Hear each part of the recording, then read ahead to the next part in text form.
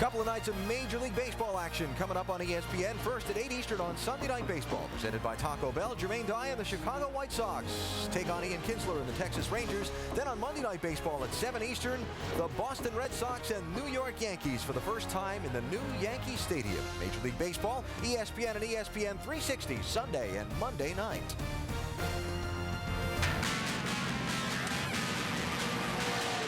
I don't care if it's male or female, just as long as it can hit ludicrous speed, I'll be happy. Depends on how it's acting or how it's handled. They have to do something to get a name. The only one that ever really had a name was Lone Star, and that was the one I won all 4 Texas races with. We had one that was the Punisher, we had one that was Twisted Sister, we had one that was Cousin It. Now you just refer to them as numbers, like I love 619. There's one car that I really like, and I'm going to name her right now. It's going to be Pamela Anderson. She's really sweet. She's real slick and hot looking. That's your boy, Rusty. What do you want me to say? Hey, you named cars after winning, including a pretty famous one here. Yeah, I did. I mean, I had Midnight. That was probably one of my most famous cars. But I had a car named Madonna for, that reason. Yeah. What about Buckwheat? I had Buckwheat, too. Vanessa. But you know what? It seems like all the races I won, and I'd always get out and say, boy, she's a real hot rod. Yeah, always talking about my car was being named after ladies. I don't know what the deal was. Your cars were the female gender. I don't know if Kyle Busch names his race cars after wins, but he has had the opportunity to at this track. 2 wins here. In fact, Kyle's got superb numbers at Richmond. 7 top 10s in 10 tries, and he starts 3rd tonight, Dave. That's a great starting spot, Alan, but what I want to know from Kyle Busch is, how do you get a car great at the end of the race for this racetrack? And will yours be there? I don't know.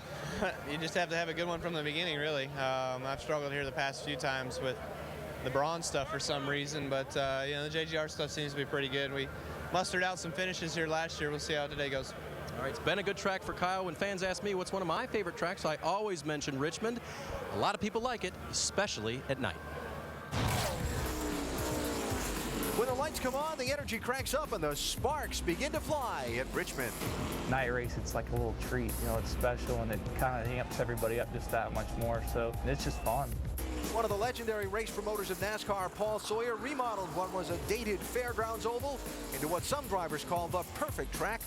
Richmond's just kind of a, old school, back to your roots racing. You kind of move around a lot. Like you said, it's a short track. It's fun. It makes all the cars more competitive.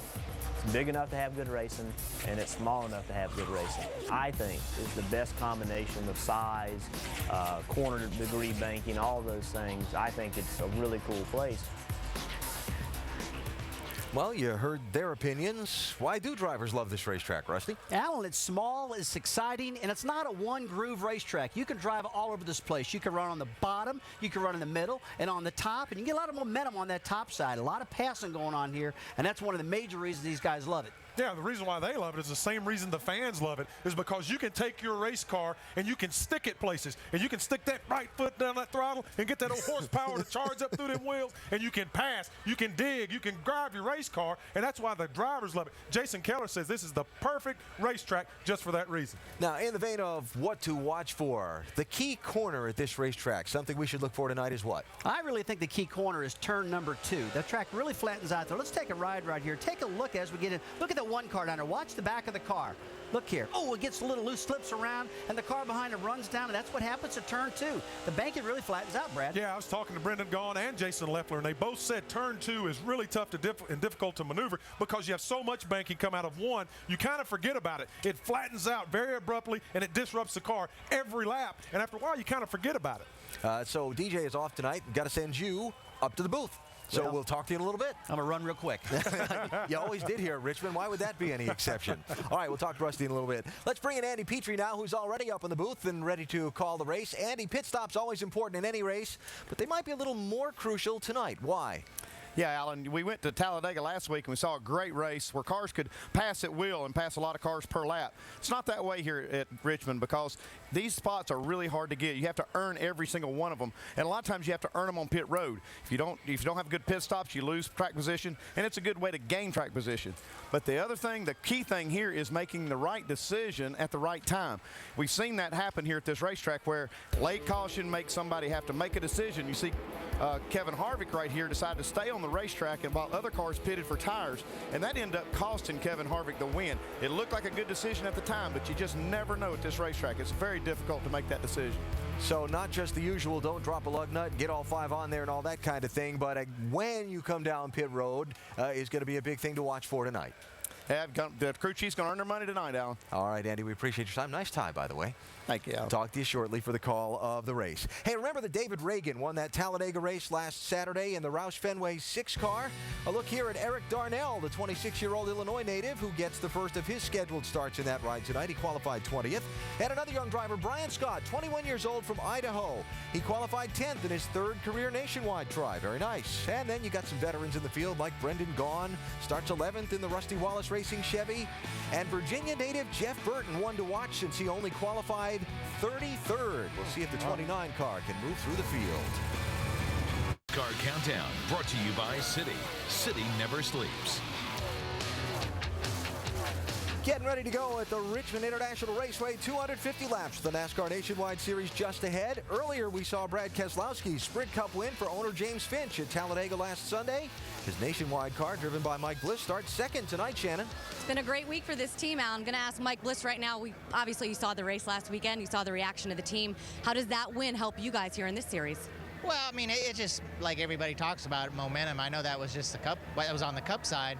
But, you know, James Finch has been really on cloud 9. The whole shop has been on cloud 9. They've been having cookouts and breakfast and everything. So we've all been excited for that. And it kind of shows here. I think our nationwide car has been really good, qualifying second. And, you know, even I think we're 6th or 7th over there qualifying. So I just hope we can win a race. You know, that's what we really need, just to kind of cap this week off.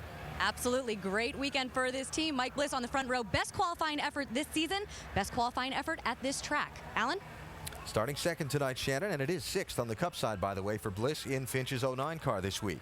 Now, there are 2 sets of points tracked by NASCAR. Drivers we saw earlier, and owners you're seeing now. The Kevin Harvick Incorporated 33 car heads the team standings by 22 points. Harvick himself driving the car tonight and starting 8th, Jamie. That's right, and he leads those owner points, which is a big deal. But put in perspective, Kevin, for you and your wife, Delana, what does it mean to lead those owner points? Well, it's pretty important. You know, that's what we've been working towards through last year. And you know, anytime you do something, you want to be as good as you can at it. So excited to have Rheem tankless water heaters on our Chevrolet tonight and just look forward to having a good night. So the car's been really good in practice. We didn't do a mock qualifying round. The car was really, really tight in qualifying, but I think it'll be really good for the race. Well, one benefit of being the owner-driver is he'll make some calls from the seat tonight, but one thing remains true. It's a short track, and that means short fuses. Short tracks, short sprint to the finish equals short tempers. That's dangerous. It was just racing, but I was a little mad at him.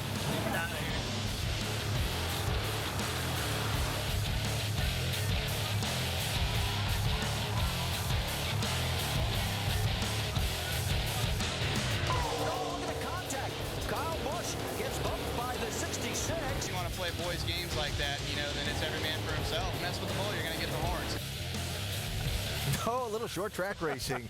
Yeah, coming up in Richmond. With Rusty in the booth tonight, we've got a special guest analyst in our ESPN pit studio, the man who's won the last 2 Nationwide Series races he's driven, Las Vegas and Phoenix, Greg Biffle. Thanks for being here. Thanks for having me. So you're going racing on a short track tonight. If you were in the car, how do you manage your temper in the heat of competition here? Well, I'll tell you what, you can get really fired up here at Richmond. And the reason why is this racetrack is so hard. It's wide open, and it does double wide racing really well, but it's so hard to pass. And what'll happen is you'll be there, and you'll run side by side for 20 laps or better. Yeah. And you're like, all right, something's got to give. And sometimes what gives is the fenders and the quarter panels on the race cars. That's right. Another key to the night, brakes. Yeah. How do you manage your brakes, Greg? I was talking to one crew chief. He says, you know, it is a short track, and your brakes do overheat, but at times they can almost get cool, and it creates a warping sometimes sensation of the rotor, and it can make it vibrate. How do you manage your brakes here? Well, I'll tell you what, that's an important factor, and we were just talking about that, and it's kind of a little technical, but what happens is here at Richmond, the way the corners lay out, you don't use the brakes real hard. You use them a lot.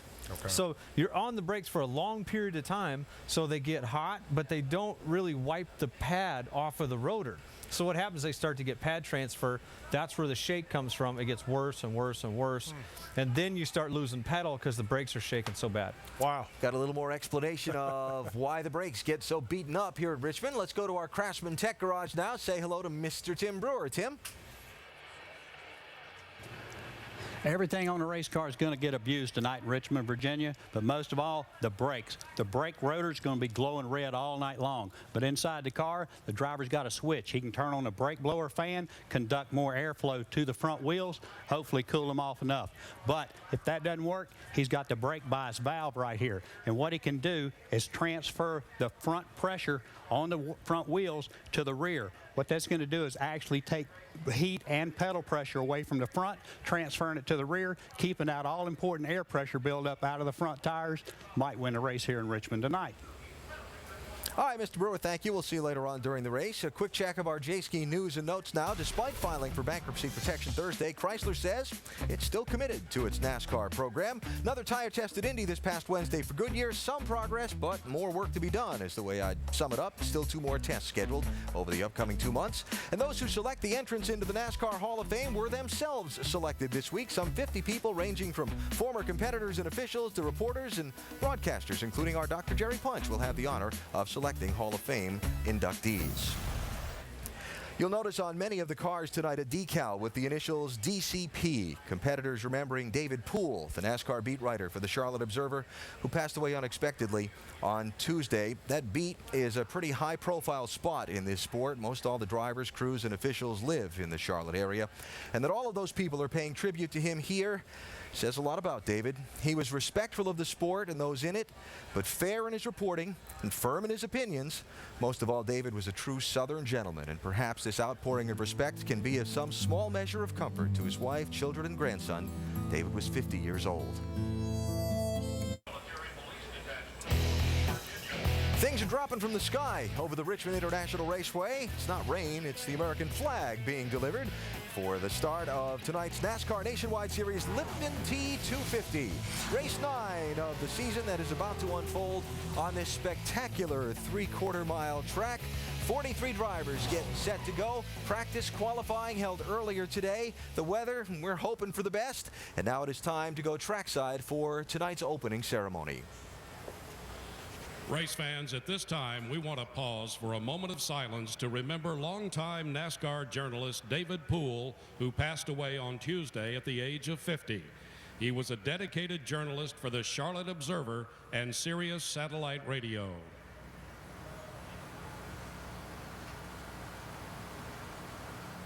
And now, please welcome Reverend Joe Ellison of the Essex Village Community Church as he offers tonight's invocation.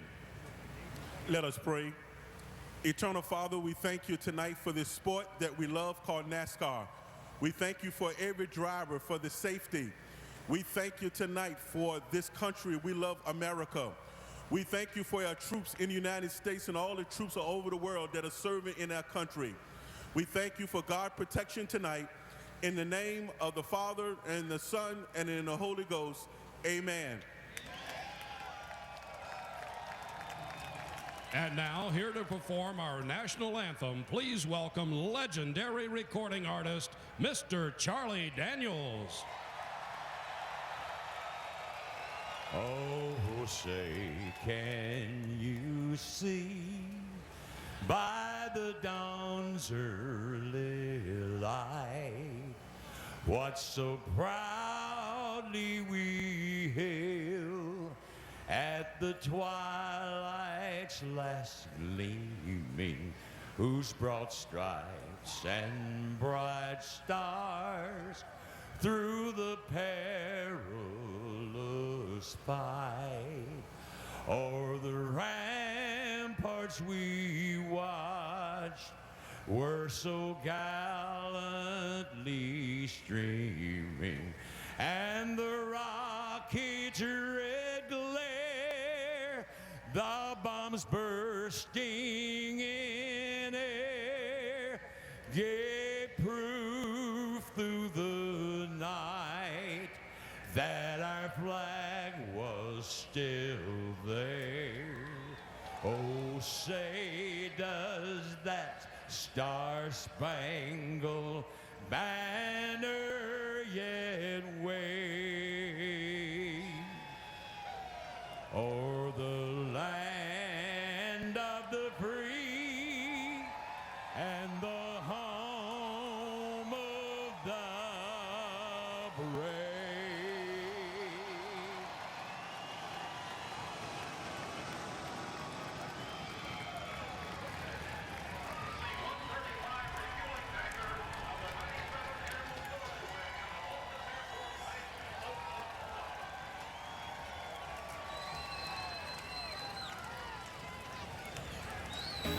Got some energy in those grandstands tonight, don't we? Wow. Yes, sir. Hope the action track lives up to its reputation as we get set to go and add another page to the long history of this racetrack. From the early 1950s, it was the old Fairgrounds half mile here in Richmond until legendary promoter Paul Sawyer plowed it up in 1988. Richard Petty got the first run and bulldozing the whole place.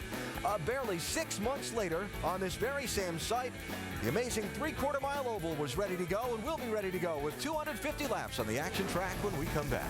Elvis Bishop sitting on a bell. NASCAR Nationwide Series Lipton Tea 250 at Richmond International Raceway. Brought to you by Lipton Tea. Lipton Tea can do that. And Verizon Wireless. Get the inside track from Penske Racing, race analysis from our drivers, plus highlights and more on VCast. Kind of an interesting weather picture in the Richmond area today. It's supposed to be a little bit windy for the next couple hours. Temperatures dropping from the mid-70s to the upper 60s. There's a 5% chance of showers in the forecast. But right when they finished Cup qualifying about half an hour ago, there were some raindrops, right? Yeah, I mean, I was surprised. I looked outside, I saw the rain coming down. I'm like, I don't even know if, qualifying got finished or not. There's 5% chance of rain. We had some showers. Sky's looking okay. You never know. We'll follow it as it goes along. Greg Biffle going to hang with Brad and I down here in the pit studio as we go throughout tonight's 250 laps. But right now, time to head upstairs. DJ has the night off. Rusty has moved up there to join Andy. And Dr. Jerry Punch, I bet I don't have to ask twice. They're ready to go, huh? We are, AB. Nice job by you and Brad and the Biff down there. We look forward to hearing from you guys all night long. Now, folks, if you were to poll the drivers, owners, and fans, that this place would rank at or near the top of all tracks in terms of favorites. Now, guys, why is it that this place is so enjoyable for drivers and race fans alike? Doc, I just love this short racetrack. This is a particular track that's not a one-lane track. They can race on the bottom, the top, the middle. They get a lot of run on the top side, the rooting and gouging all over this place, and they're glad to get out of Talladega. That place made them a little bit nervous. They're loving coming here to Richmond right now, that's for sure. And the one thing the fans love about short track racing is really kind of the proximity. You're right on the action. You can smell it, you can feel it, you can hear it. I mean, short track racing is very exciting, and having them right in front of you, I think that is why the fans love it so much. Both of you guys have enjoyed a lot of success here. In fact, Rusty, you're still the all-time winningest driver on this current configuration with 6 Cup victories. Guys, give us a couple of keys to winning here at Richmond. Jerry, my couple's got to be this. I mean, you have got to have one of the fastest pit stops you've ever had in your life here at this particular track. Track position is very, very important. You want to beat those guys out. You don't want to get stuck in the back. Number 2, I have got to have a race car that sticks the front end really good. It's got to turn good. When I come off of turn 2 and off of turn 4, I got to be able to pull down underneath these guys and pass these cats. That front end's got to stick. That's all I get out of you. 6 wins, and you only give me 2 things. I'm still keeping some secrets, man. My 2 things are really discipline and patience. That's what it takes at short track racing, because you got to be accurate as a driver and as teams and crews. So patience and discipline. And if you're patient enough, you could see some surprises. Remember, we have had 6 drivers come here and get their very first NASCAR Nationwide Series victory. How about the spring of 2004 when Kyle Busch led 236 laps as a rookie to get his very first win here at Richmond? Could we see another rookie breakthrough tonight? Let's go trackside for the command. Race fans, please welcome back your Grand Marshal, joined by members from the Lipton Tea Plant in Suffolk, Virginia, Lipton Tea Plant Manager Ted Narosny, as he delivers the most famous words in motorsports. Gentlemen, start your engines! Crank it up.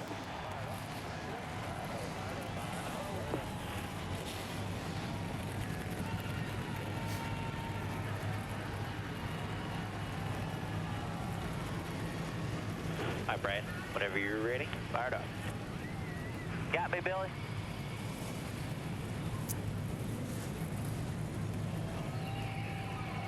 Engines have fired under threatening skies. They are getting set to roll off the grid here at Richmond. Well, our in-race reporter is the all-time leader in Nationwide Series victories with 48 to his credit. Tonight, he makes his first and only start of the season in this series. Let's visit with the driver of the Lipton Tea Chevrolet, Mark Martin, who starts 5th tonight. Hey, Mark Martin, Rusty Wallace, ESPN, you got us? Hey, Rusty. I got you, buddy. Hey, buddy, I'll tell you what, man. It looks like you're on a roll right now. You won that big cup race in Phoenix. You qualified 5th here today, and you've won here 5 times, man, 6 times with a cup win. You got to be looking forward to this race. Yeah, I've been looking forward to this race all year. Really looking forward to getting out here. Appreciate Lipton Tea on board on the 5-car here and the title sponsor of the race as well. We'd love to win this thing for Lipton. It's just really cool to be back in the number 5 Nationwide car here with all these guys from JR Motorsports and Rick Hendrick. Mark, we got an ESPN mailbag question, and it comes from Todd in Clearwater, Florida. The question is, how do you adjust to different racing? You left Talladega, now you're Richmond. Big deal difference. Yeah, that is a big difference. I don't know, you just drive the car wherever you are. It is a big difference. Talladega was just like setting the cruise control on the interstate and riding around. This is going to be some real good old Saturday night short track racing tonight. Mark, thanks for talking to us, buddy. Now, Andy's going to talk to your crew chief, Brian Campy. Hey, Brian, Andy Petrie in the booth. You got us? 10-4, Andy, loud and clear. Hey, Brian, great race last week at Talladega, finishing 2nd. But, you know, I got one question for you. How do you keep this competitive edge with this race team with only running just a few races? You don't run the full season. We got some good teammates in the 88 car, and our friends at Hendrick Motorsports help us out a bunch, keep us tuned into what's going on at the racetrack. With that in our corner, we can stay competitive. Okay, Brian, thanks a lot for talking to us, and you guys have a good race. Thank you, Andy. Our over-the-wall reporter tonight is the rear tire carrier for Brendan Gaughan's Lone Mac Chevy. Ben Stager is from nearby Fairfax, Virginia, performing tonight in front of the home state fans. We'll look forward to watching him come over the wall. We will take you inside the action with 7 other cars carrying onboard cameras, including a 4-time Richmond winner, Kevin Harvick. And how about a couple of rookie drivers coming from far back in the field? Justin Allgaier starts back in 39th, and Ken Butler III starts back in 40th position. We'll wave the green flag and get it going at the action track, Richmond, when we come back.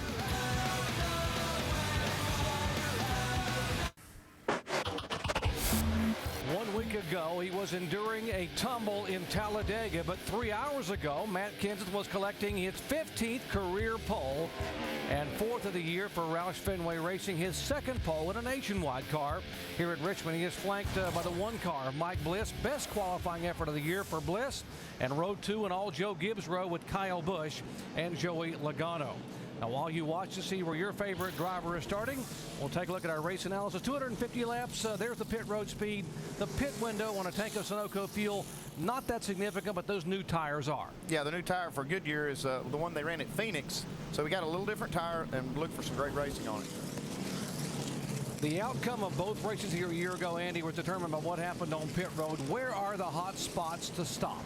Well, the hot spots are usually, especially at a short track, are that pit stall number 1. But our pole sitter, Matt Kenseth, did not pick that pit stall. Eddie Pardue, the crew chief, he picked this stall right here, this opening that we have, the first opening as you come up pit road. But Mike Bliss and Mark Reno have to feel like they got a gift by getting that first pit stall. What a difference a week makes in the NASCAR Nationwide Series. To explain first, here's Shannon Spake. Doc, it's been 1 week since David Reagan took that number 6 Roush Fenway Racing car to victory lane for the very first time. So how is he celebrating? He's taking the weekend off. Today, the team turns to rookie Eric Darnell, who's making his 2nd start in the Nationwide Series. Crew chief Mike Kelly said he's nervous, but they just want him to go out there and have some fun. Jamie? Shannon, there's changes in the 99 team tonight. After 4 weeks behind the wheel, owner Michael Waltrip has stepped out of the car. Rookie Scott Speed is back in the car. Only 3 times now he started in a Nationwide Series race. Last time he finished 8th at Bristol. They have high hopes for their man, Scott Speed. Dave Burns? Jamie, so many changes in the way these guys will race tonight. Think about this one in particular. Last week, you might have taken no tires or maybe 2 on your pit stop. Tonight, they may have to take 4 at the very end because last year here, a 4-tire pit stop at the end won the race. Doc? Thanks, guys. Glad to have you with us, folks. Great Friday night NASCAR action under the lights here at Richmond International Raceway. Glad to have you with us as the green flag waves.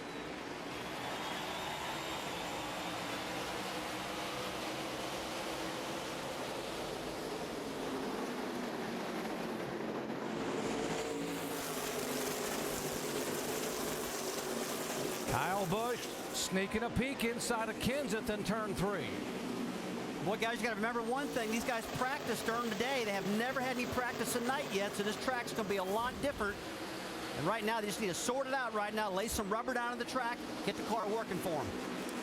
And not only that, the last laps they ran were in their Cup cars qualifying, so a lot of difference in these two styles of cars. But it's amazing to me how talented these guys are that they can just jump in these cars and go racing like that. There's Carl Edwards inside of the 40 car. Good effort by Scott Wimmer in qualifying, but he will lose the spot on the racetrack. I'll tell you what, Jerry, that was a great run by Scott Wimmer qualifying. This guy always runs good here at Richmond. Great qualifying run out of him, and look, he's got some sponsorship there to keep him going. Possible lead change. Here's a surprise. Kyle Busch getting racy early. Yeah, Matt Kenseth probably not going to contest this spot too much right here at the beginning of the race. Take a look at the 1 car. Right there, Mike Bliss had a great qualifying run. That particular team won last week's race at Talladega with Brad Keselowski behind the wheel, so they're still in film. They're pretty excited about that win still. If they're just going on excitement alone, they're probably going to lap the field tonight. And if you just joined our coverage, we told you in countdown that Mike Bliss, one of 11 drivers doing double duty, he qualified 6th for the Cup race here tomorrow night. And what a week for James Finch and that whole group. You know, when you're on a roll, guys, you're on a roll, and right now that team's got it going on. It's qualified good. Look here, 18th place right now, the number 99 car.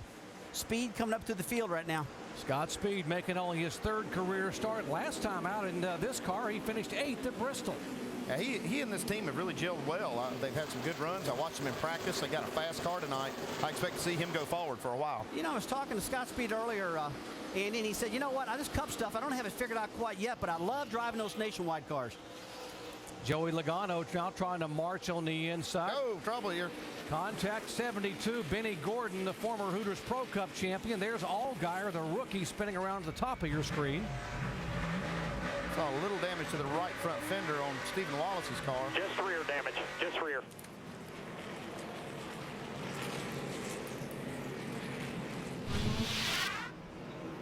You can see what happened there is the 72 of Gordon, and here comes Stephen Wallace.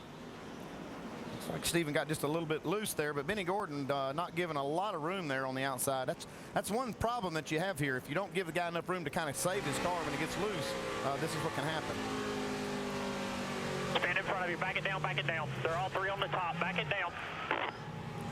Hang on right here, just stop.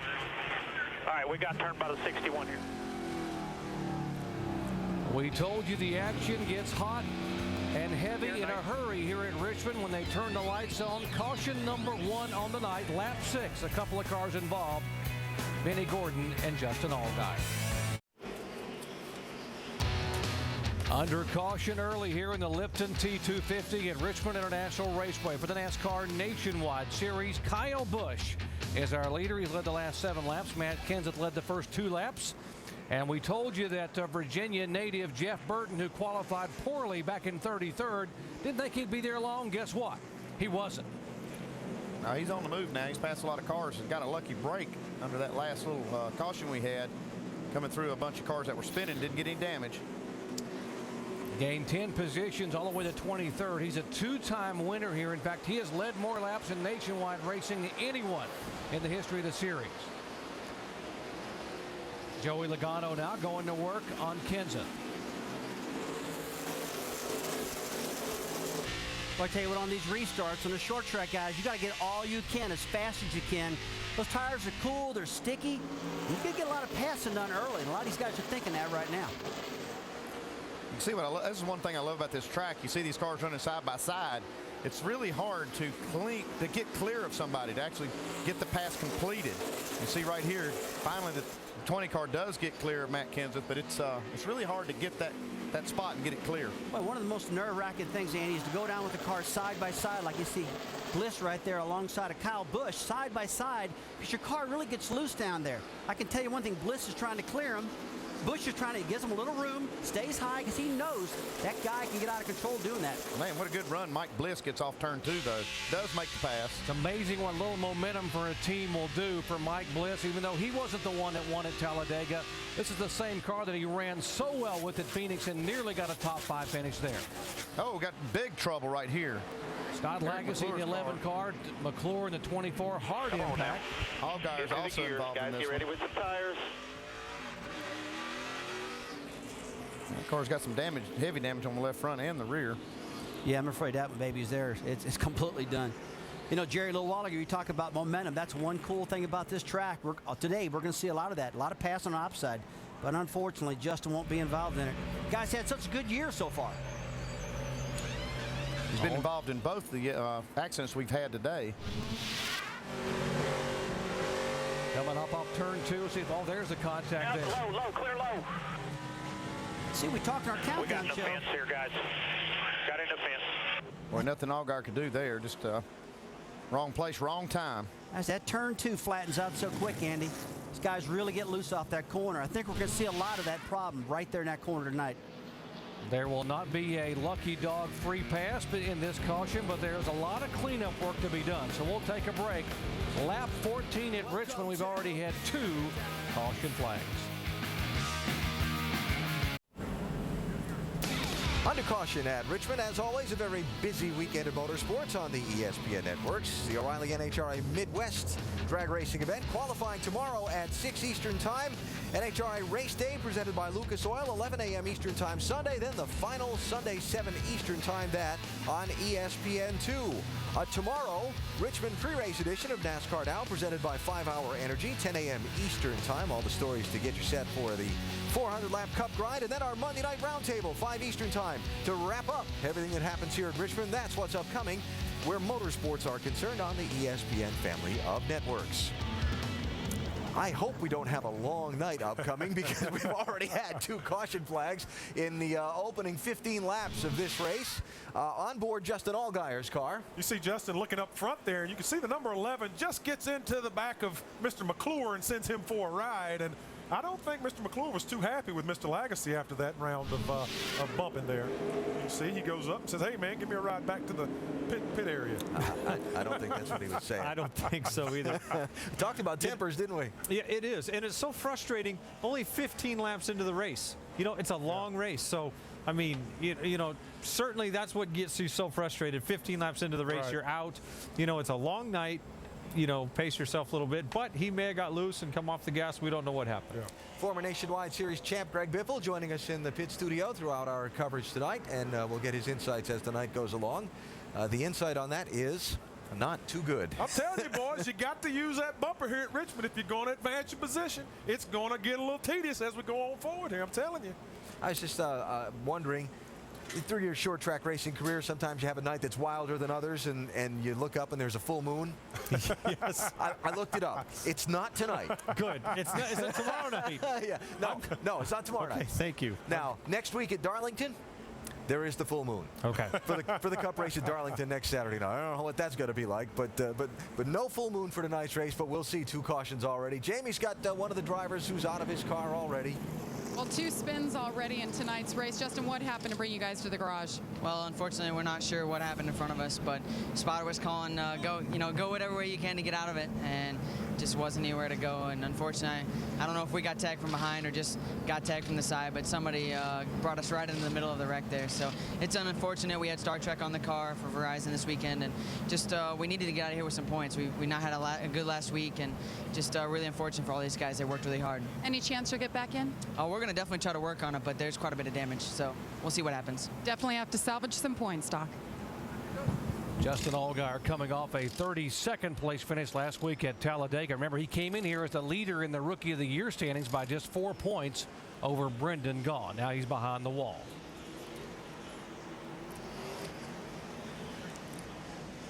Here is Scott Lagasse. Let's listen to what they said on the radios about what happened a moment ago. That was the first time he got to run a nice corner, and you ran up on him so fast, and then he got loose on you there. So get your composure back. Might explain what they're talking about first time. This is a backup car. Yeah, this is a backup car. In practice, he completely destroyed his car, hit some oil from another car, head on the wall. Hasn't had hardly any time with this car, but it sounds like it was running really good. And just Eric McClure just got loose, and Scott just couldn't get out of the throttle quick enough and got in the back of him. And it's just short track racing, guys. Tight quarters out here. Scott coming off a career best 8th place finish at Talladega last week. Mike Bliss has been coming here since 2003. These are the first laps he has ever led at Richmond, and he has got one quick race car.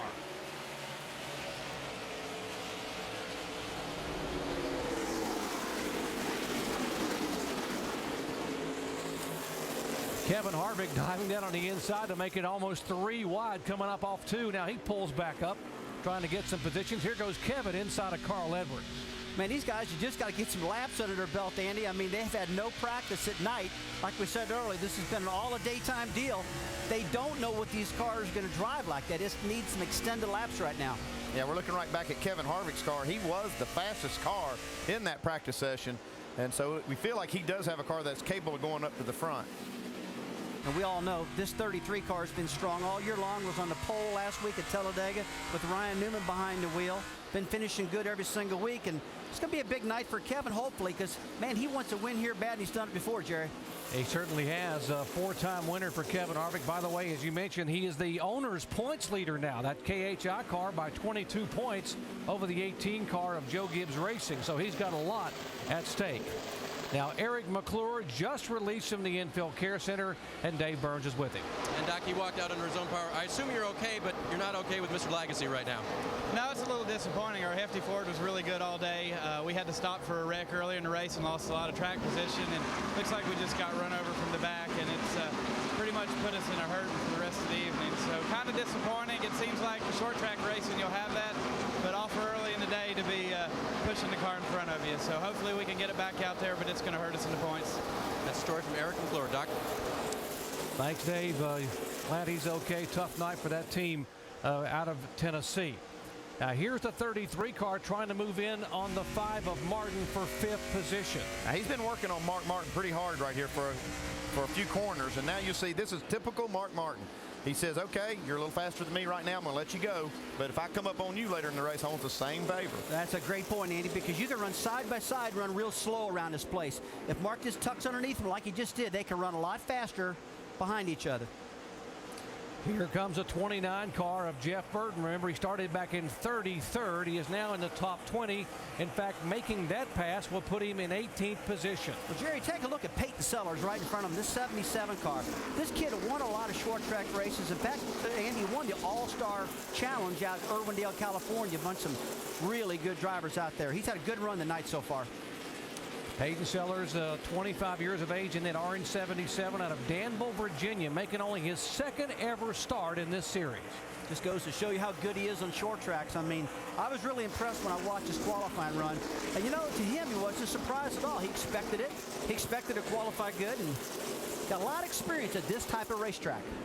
Well, he's getting some good experience right here racing around these guys. Brad Keselowski, now Jeff Burton on the outside. Impressed how Burton's car really works on the outside right here. You know, we didn't expect this car to stay back too long. Burton, he's really good at this track. He's won this thing several times in the Cup Series. He just flat knows how to get around this Virginia track. Hey, let's face it, he's from Virginia. Yeah, winning in Virginia means a lot to Jeff Burton, and he is just so smooth. You talked about how difficult this track was with a D shape coming up off turn 2. You watch that 29 car, he is Mr. Silky Smooth. He's been gaining 14 spots so far from the green. Tony Raines also gained 12 spots. Had a great race last week, Tony Raines did. You know, a team like that really needs it. There's a lot of single-car teams out there. I'm a single-car team, and so is Kevin Harvick. And I can really understand how big it is for Kevin to be leading those points and how big it is for some of these guys at this track to be running good. They target this event, Jerry. They want to run good here. Rusty, you're a 2-car team, aren't you? Well, I'm a 2-car team, but I call myself a single operation. I'm not a Cup-affiliated team. I got you. I know what. I'm just busting on you a little bit here. How about Jason Leffler? Talking about guys that have had great runs. Leffler has earned more points in the last 6 races than anyone in the series with that runner-up finish at Phoenix a couple weeks ago. He's had a pretty solid start. You know, if he can just keep this car out of trouble and just keep going and making good points here, he'll have a shot at this championship maybe. More on Jason Leffler from Shannon. Guys, this car that Jason Leffler is driving here today is the same car that he won in at ORP. The car is good right now. He's just got a little bit of a valence rub, but Scott Zipadelli, his crew chief, came over the radio, told his driver, as soon as those air pressures build up, it should be fine. But right now, Jason Leffler looking good. Tell you what, there's a lot to be said about the same car you won with. That brings so much driver confidence into you. You know, he did win that race at IRP, like Shannon was saying, and he feels good about that car. You know, if he had a car he didn't run here before, he might get nervous, but he's won in that thing, and that's big for a driver, especially in his head. And what about the chemistry with Scott Zipadelli? That's really working for that 38 team. That is, you know, it seems like that crew chief driver relationship is just the ultimate thing to success in a race team. They have to get along, and it seems like it's working real well. You know, Jerry, I'm taking a look at some of the brakes in these cars right now. I noticed the 16 car right there of Matt Kenseth. Front brake rotors are already glowing red. And man, we're only 34 laps in this race. One big thing that does is builds air pressure in those front tires too, and can make the car start pushing more. It's not just the brakes that get hot that you worry about. It's the effects of all the heat. Now we have a camera mounted inside the right front fender of the 33 car to show you the rotors, exactly what we're talking about in terms of how hot it is. Look at the glow there. Well, you see on the straightaway here that is where when you get the cooling effect. Then you go down in the corner and you can see all of that brake heat, and those pads just clamp down on that rotor and make all this heat, and that's what the speed is then turned into heat. The energy. Andy, about how hot are those things running right now? I should know the answer, but I don't know the answer. I mean, it looks awful hot to me. It's real hot. It's probably around 1,500 degrees. Wow. You wouldn't want to touch it. No, I'm starting to say, keep your finger out of that, baby. That's for sure. But you know, they'll run all night long like that. They look scary looking at them, but they got some of the best brakes in the world on these cars nowadays, and they get hot and stay hot, man. 19th and 20th, Kenny Wallace, a three-time winner here at Richmond, trying to take the 19th spot away from Bernie Lamar. He gets it done, too. Herm's on the move. Tell you what, Kenny's having a good run tonight. He's good and solid. That car is running fast. And watching the lap times, he's right there amongst the top 10 in speeds. Kenny in the Jay Robinson-owned car was running in the top 10 at Talladega last week and got shuffled out and had an issue, but had a great run going and backing it up with a good run on the short track here in Richmond. The guy they are chasing is from Milwaukee, Oregon, former NASCAR Camping World Truck Series champion, trying to go to victory lane and showing the way here early on at Richmond. Mike Bliss is our leader.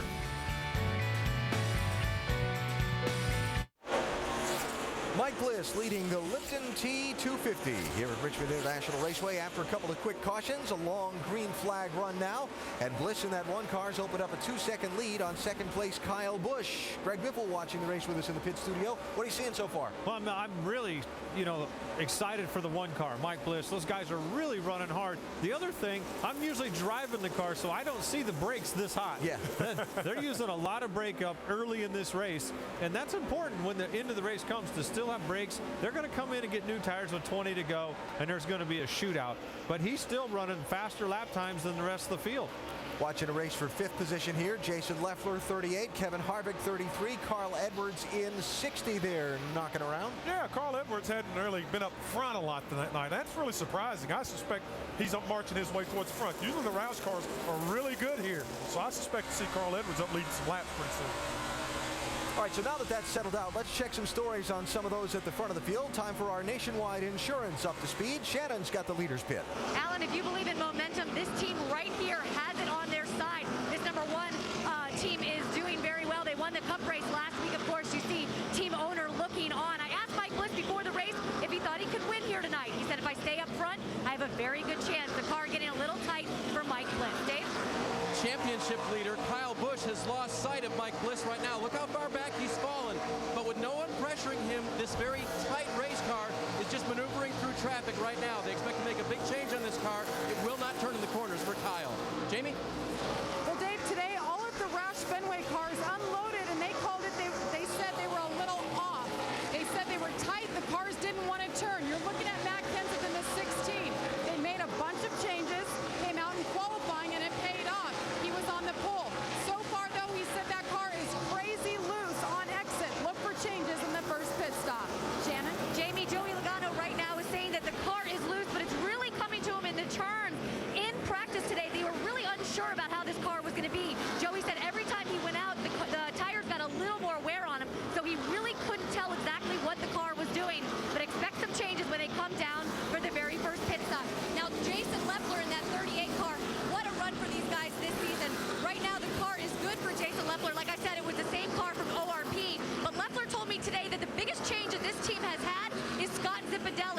complete 180 with him sitting on top of the pit box this season.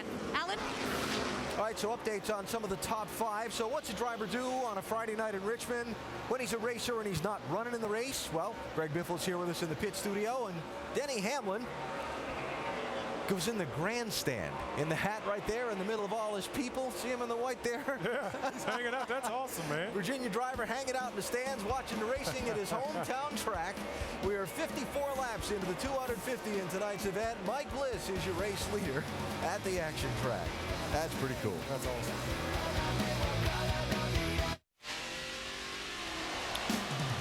Swing away with ESPN for 2 nights of Major League Baseball action. First at 8 Eastern on Sunday night. Baseball presented by Taco Bell. Jermaine Guy leads the Chicago White Sox against Ian Kinsler, the Texas Rangers. Didn't catch Monday Night Baseball at 7 Eastern as Dustin Pedroia and the Boston Red Sox take on Derek Jeter and the Yankees for the first time in the new Yankee Stadium.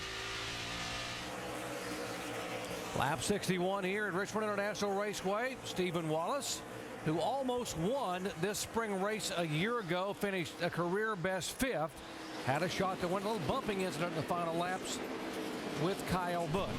He got together just a little bit here with the 32 car. Bernie Lamar right here, you see just a little bit of contact.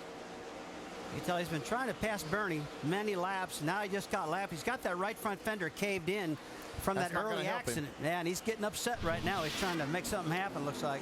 That would be for the 20th position. They are 20th and 21st. Let's update Stephen Wallace. Shannon. Doc, you saw Stephen Wallace get a little bit loose right there. That's what he's been battling, but it has been a long day for this 66 team. They say this track is very much like Phoenix, but the team said they've been fighting things that they didn't fight at Phoenix, and they've made lots of changes. Camber, shocks, springs, track bar, basically everything they were allowed to change, they changed, and expect some more changes on the next pit stop.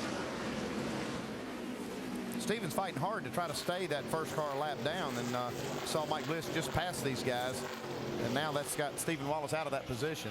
Yeah, I tell you, Bliss's car is quick tonight. 11th spot, the 27 car, 99. How about the efforts for Scott Speed, only his 3rd start in a nationwide car? Behind him, Jason Keller, who's a former winner here. Here comes a 29 car just marching his way toward the front. Caution is out. Okay, we think we have a little debris on the racetrack, probably from that contact we saw. We're talking about turn 4. 3rd caution flag of the night here on lap 66, and I got to believe, crew chief, now we may see some folks come on pit road. Oh, you'll see all of them on pit road this time. Oh yeah, this is really the first stop they're going to have now since they started this race, and like we talked about earlier, they practice in a day and they're racing at night, so things are going to change. They're going to have to make some adjustments. I don't know about this guy. I was starting to say this guy here's not going to do nothing. They may want to wax that one and just leave it alone, but we heard that Kyle Busch's car would not turn. He has issues, and Matt Kenseth was very loose off. Big time adjustments usually in the first pit stop here at Richmond. Oh yeah, they need to take a big hit at it. They can't just play around a little bit. I mean, this is still a pretty quick race. A little over 2 hours is all this race is going to be. Eddie Pardue here, you see they're going to make some adjustments. There's the Aaron's Lucky Dog free pass winner, Michael McDowell, in the 47 car. He was the first car lap down in 18th position, so he will be able to go around and get back on the lead lap. It is very easy to be caught for speeding on pit road here at Richmond. We see a lot of speeding penalties, and I was talking to some crew chiefs. They said we always sort of dial our speed RPM gauge down here so these guys don't get close to that 40-mile-per-hour limit. Yeah, they say don't get caught speeding on pit road, but don't give nothing up either. That's hard, that's the man. problem. You can't give anything up. Pit road will be open this time by. Mike Bliss has led the last 54 laps in a row, and he will lead them down as they head down to Dave Burns. Kyle Busch picked up the lead earlier in the race, but he has fallen back. He is now in the 2nd position. They're going to make air pressure adjustments all the way around that car, raise the track bar, hoping that car will turn better. They will also fill it full of Sunoco fuel. Jamie? And Matt Kenseth in the 16 was your pole sitter. He slipped back a couple of spots, but the car is actually getting better. It's not as loose as it was. They're going to make an air pressure adjustment and track bar for the 16. Shannon? Jamie, Mike Bliss looking for a flawless pit stop here. He says he's a little bit tight past center. They are going to take 4 tires and make an air pressure adjustment and fill that baby full of Sunoco fuel. Mike Bliss has the very first pit stop. You heard Andy Petrie talking about that's the preferred spot to pit here, and because of that, He will be the first one to come off of pit road. There's Bliss. He will not lose anything. Kyle Busch came in second. Edwards up a spot. Kenseth back one. Keselowski up a couple spots.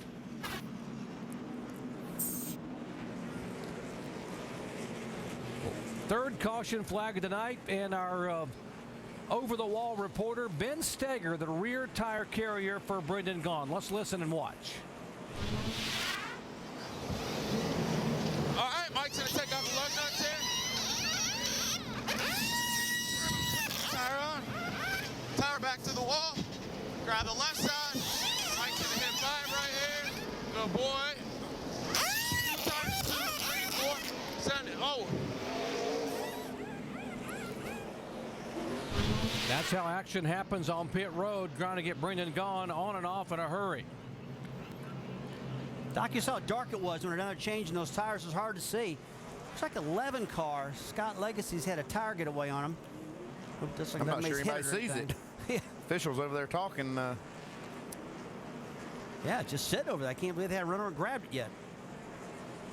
I think if they say, the team says, well, if we ignore it, maybe they won't see it. Yeah, maybe they say it's not my tire. I'm not going to get it. You think no one will notice? The only problem is those things have your car number written on them. Let's update Brad Keselowski in the 88 car. Dave. Well, about lap 30, Doc, he decided that this car was terrible. It would not turn the corners at all. So Pops Yuri reminded him, hey, why don't you turn on those blowers if they're not on the front wheels there. They weren't on. Brad says, wow, it's a lot better. He charged all the way up to inside the top 10 before that stop. Tim Brewer in the Craftsman Tech Garage, what a turn on blowers on those front tires do for a driver. Tell you what, Dave, we've got the air ducts open on the front of the cars right here, but to accelerate the airflow, you actually have fans that are in line with the hoses. And the fans, they actually draw more air, a lot more force to cool the brake rotors back in this area, Jerry. Got to get that air in there. Exactly, Tim. Great way to show us how to keep those brakes cool. We'll get ready for the restart, and for you Jeff Burton fans, he's come from 33rd now to 11th on the restart. That 29 car is on the march, and by the way, that tire on pit road a moment ago belonged to the 26 car of Brian Keselowski. Here comes Kyle Busch. He figures if he's going to get a shot at Mike Bliss, he needs to do it early. He's up on the outside now. Well, remember, these tires are fast early too, Andy. Got to get her done quick. He drove that car in on the outside real hard. It looks like Bliss got just a little bit loose.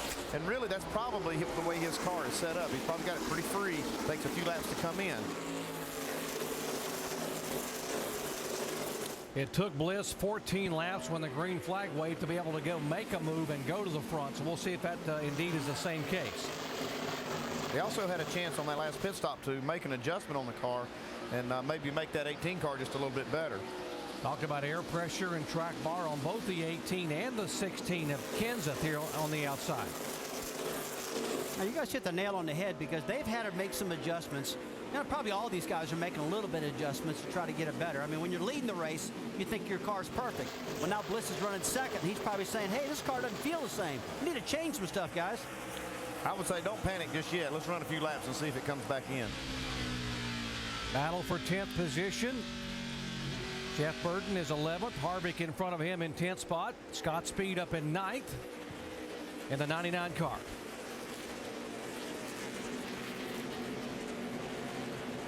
But just joined our coverage. We've had 3 leaders, 3 lead changes. Matt Kenseth led the first couple of laps. Then Kyle Busch led the next 13. Bliss led 58 laps. We've had 3 caution flags for 16 laps. And Mike Bliss was the quickest car on the racetrack before the caution came out, but now the adjustments have taken their toll. That 18 car pretty darn fast.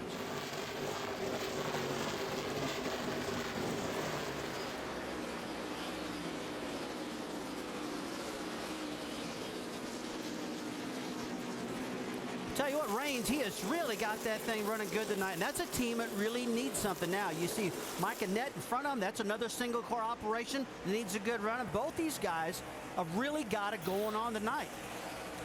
Tony Reigns coming off that 4th place finish at Talladega And for an owner like Bob Jenkins, who does it with a little local restaurant concern out of Danbridge, Tennessee, that was huge for that whole team. Well, you see the 10 car right there, Brian Scott, in practice, right off the bat this morning, he clobbered the wall, tore the whole right side off that car. They fixed it. He qualified 10th, and he's got a pretty good run going on right now.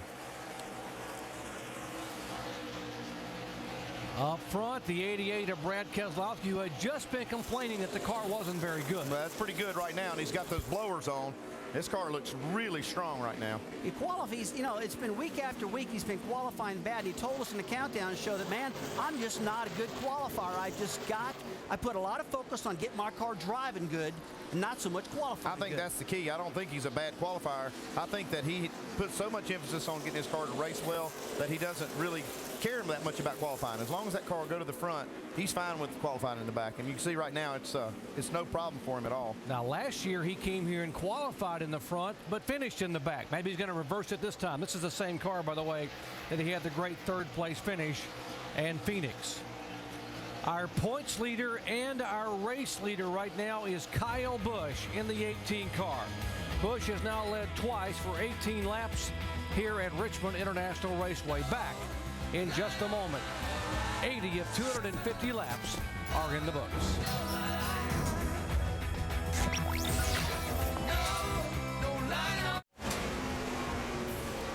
The Lipton Tea 250 at Richmond International Raceway for the NASCAR Nationwide Series with 87 of 250 laps complete and Kyle Busch out in front of the event. Our Holiday Inn Express race summary so far. 3 cautions for 16 laps, 2 of them in the first 13 laps of the race. Then a long green flag run that Mike Bliss led much, if not all of. Then a debris caution. Bliss led off pit road, but Kyle Busch on the first lap of the restart got by him, and Kyle has moved away to a sizable lead of over 1.6 seconds. And you see that there are 18 cars of the 43 starters that are on the lead lap. In the pit studio, Bestwick and Brad, along with the Biff. Greg Biffle, 2-time Nationwide Series race winner this year. A couple things that Greg's been talking to us about this last stretch of the race involve, first of all, Joey Logano on the 20. Yeah, I was surprised to see Joey. You know, he ran so strong at the beginning. Now he's sliding back a little bit. It looks like him and the 5 were having a pretty good race there for a little bit. But the 88 car on the move. You know, we talk about momentum. That winning that cup race last week may have a small amount of fire in his step this week in Richmond here. Yeah, we talked about that, and I think Brad is, you know, they got those blowers cut on, the brakes are a little cooler, so he is really charging up front. He's running some of the fastest times on the racetrack right now as he tries to look under Jason Leffler right there. Oh, Brad may be feeling a little bit of that confidence. If he can get up front, we may have another winner. Yeah, and speaking of up front, you know, you see the lead change with, and now, you know, Kyle seems to be driving away. Mike Bliss so fast before the caution. He was gone. Yeah, he was gone. Yeah. So the thoughts from Greg Biffle, 2-time race winner so far this year, as that is Brandon Witt, slow up high in turn 1 in the 61 car. Is that going to bring out a caution? Yes, it will. Must be engine trouble or something. We don't see any smoke at all. Now, the first question that, well, he's got some pretty significant damage on the hood there from one of the incidents earlier, so we'll follow up on that. Question always gets asked when the caution comes out is, will they pit? They were all just on pit road less than 30 laps ago. That's a tough call. It is a really tough call, and it depends on, you know, where they're at for setting up for the end of the race. Is it one more stop if they stop now? And then, you know, from about 15 on back, everybody's going to come anyway. Yeah, everybody's going to come get a little fresh rubber and fill those things up. But you're right. It'll be interesting to see because even as I was noticing right before that last caution there, Carl Edwards was really starting to make some headway. He was really he's one of the fastest cars on the racetrack. So it'll be interesting if anybody from 6 on back comes down to try to get tires. Absolutely. Champion crew chief upstairs there, Mr. Petrie. You talked on our NASCAR Countdown show about how critical the decisions would be of when to pit and when not to pit. 18 car, 1 car, what do you do here? That's a tough one, Alan. You're right. That's why these guys make the big bucks. We'll find out next time by. I'm not sure what I'll do. I think Mike Bliss and his team probably thinking about coming in and making a change. You know, it's hard to work on your car when you're the leader. I tell you, Andy, this change really affected the 1 car. I mean, he had at times he was like 0.3 of a second faster than the second place car. Now he's a little bit slower than Kyle Busch. So that clean air does a lot. I don't care if it's a big track or a little track. Man, when you're leading, that's one thing. But when you're behind, it'll slow you up. Yeah, he's clean fast here. I think everybody from about 5th back will come. I think the 60 will come. Bernie Let's Lamar. do it, man. Let's do it. Let's keep some fresh tires on this thing. You hear those guys right there. That's how hard that decision is. Bernie Lamar, Aaron's lucky dog, free pass winner this time. He'll get to make a pit stop after these guys do. Still close. You see that flag waving. Tell you what, Andy, wait another lap. That gives these guys just more time to think about it. You know, you talk about Bernie Lamar just there. I mean, we were watching his lap times. I know he was going for the lucky dog, but I tell you, that car was pretty quick there. He had a fast car tonight, this guy does. It paid off for him right there. Brandon Witt, there's the reason for the closure on pit road. They were trying to get his car pushed back around with a wrecker on pit road. The 61 car that go beneath the hood of the car. Word is this team may be making an announcement in the next week or so about a sponsorship to run the rest of the year. So pretty excited for the California driver Brandon Witt. Yeah, that'd be great for these guys. Looks like they're trying to find something wrong with the motor there. Just shut off. He was stalled there on the bottom of the racetrack right before the entrance to pit road is why they didn't let him come down.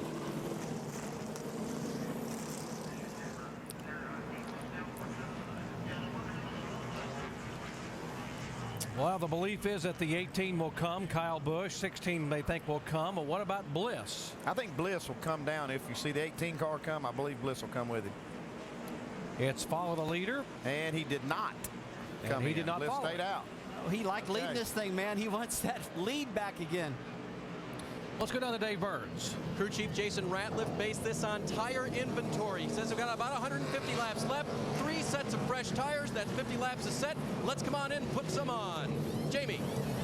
And Matt Kenseth in the 16 car said he needs more turn in the middle. They're going to make more air pressure adjustments for tires. Shannon? Jamie, two-time winner at this track, Carl Edwards, says the car is just a little bit loose everywhere. They're going to take a wedge adjustment and 4 tires for that 60 team. The guys had a bad pit stop on the last one. They're looking to get down flawless here, and it looks good for Carl Edwards. Mike Bliss was the only car of the 18 on the lead lap that did not come on the pit road. You see Scott Wimmer, some tire strategy for the Curtis Key Motorsports team, and gets his Chevy up 12 positions. He's the 3rd car off of the pit road. Back with the green. Back at Richmond, the green flag waving in the Lipton Tea 250, and Mike Bliss, by virtue of not coming on the pit road, is our leader. But look right behind him. All the guys lined up behind him. They pitted for fresh tires. He's like a sitting duck right here. He's the only car that doesn't have new tires. I started to say this is a good test if these older tires will stay running quick, but it looks like Kyle Busch is overhauling them quick. Yeah, and here comes Carl Edwards on the outside.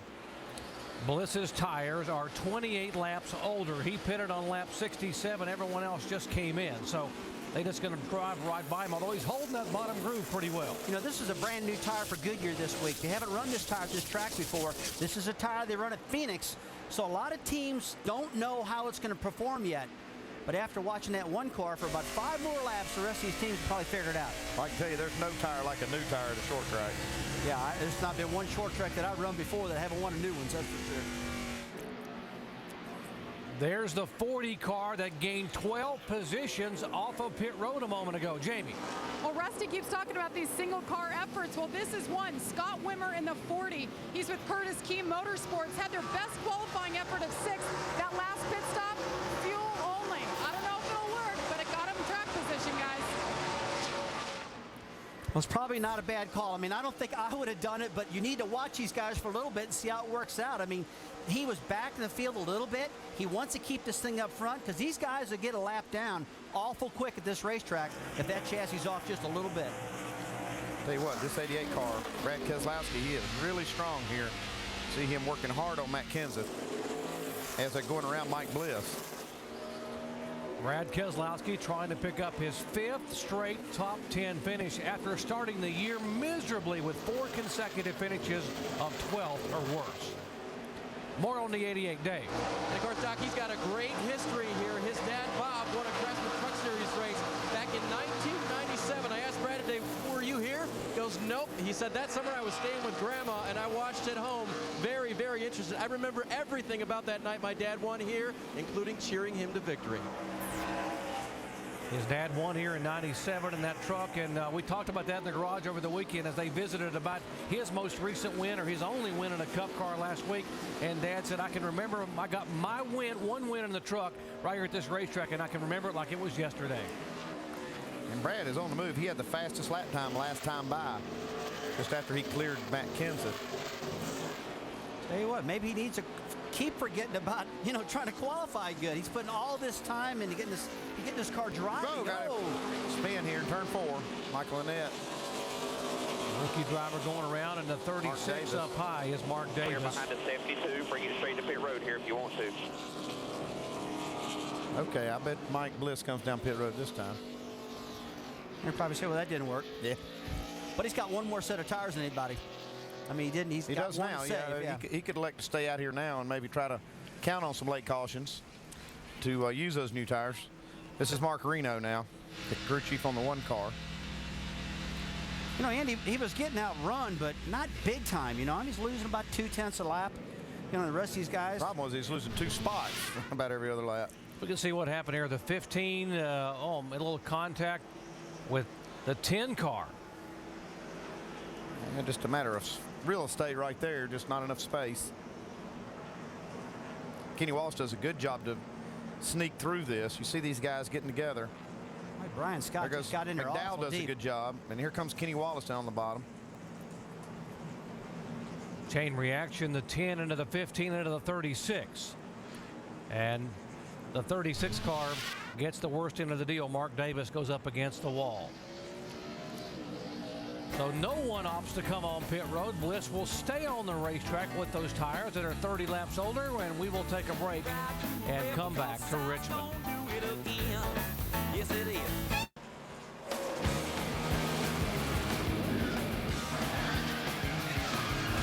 Lots of action in a hurry here in the early laps at Richmond International Raceway. Contact, that was a chain reaction just a moment ago that brought out caution for the 5th time tonight. And one of our previous caution flags, we listened in as our in-race reporter Mark Martin spoke with his crew chief Brian Campy. We're at the minimum right now on our right front. Well, it looks like it'll take a half a pound out. You want to do something with the left sides? No, you and I aren't talking alike. You had 31 in it. Put 30 in it. 30's the minimum, right? 10-4, buddy. It's right there. Okay, and then put the other tires where they were. If they were 30, put them at 30. If the less were 11, put them at 11. I don't care if it cooled off and they came down. You got to put air back in the others. So crew chief Brian Campy has to listen to all that feedback from Mark Martin, the all-time winner in this series. Is it easier to thrash for his car this week or to run with the boss at Talladega last week? They're both pretty important to us. No matter who's in the car, the 5 cars, real important to us. Can you get Mark's car right? I think so. I think with his feedback and the guys we got on our team, we definitely can do it. That's our in-race crew chief Brian Campy. Turning the wrenches for Mark Martin. Doc? Dave, 1 pound of air makes a huge difference on a short track here like Richmond, and that's why that guy's won 5 times. No one has won as many as he has. 4 times on this configuration and once on the old half mile. Green flag. Kyle Busch, Carl Edwards, Brad Keselowski, who was coming in a hurry in the 88 car, then Kenseth, Bliss, and Mark Martin in 6th spot.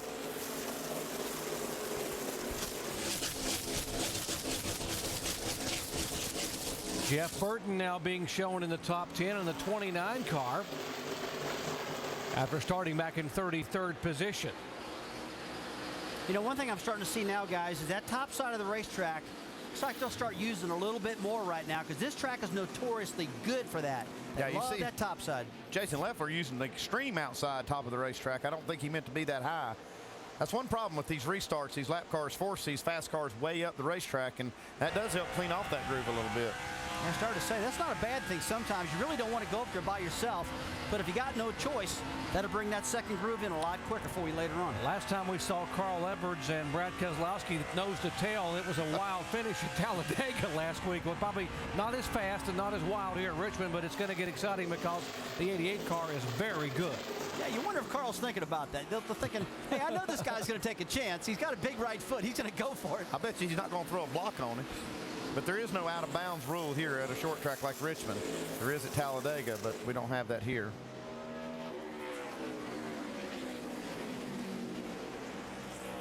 We're talking about a guy making a great run. Jeff Burton, I mean, he has moved all the way up to 8th position right now.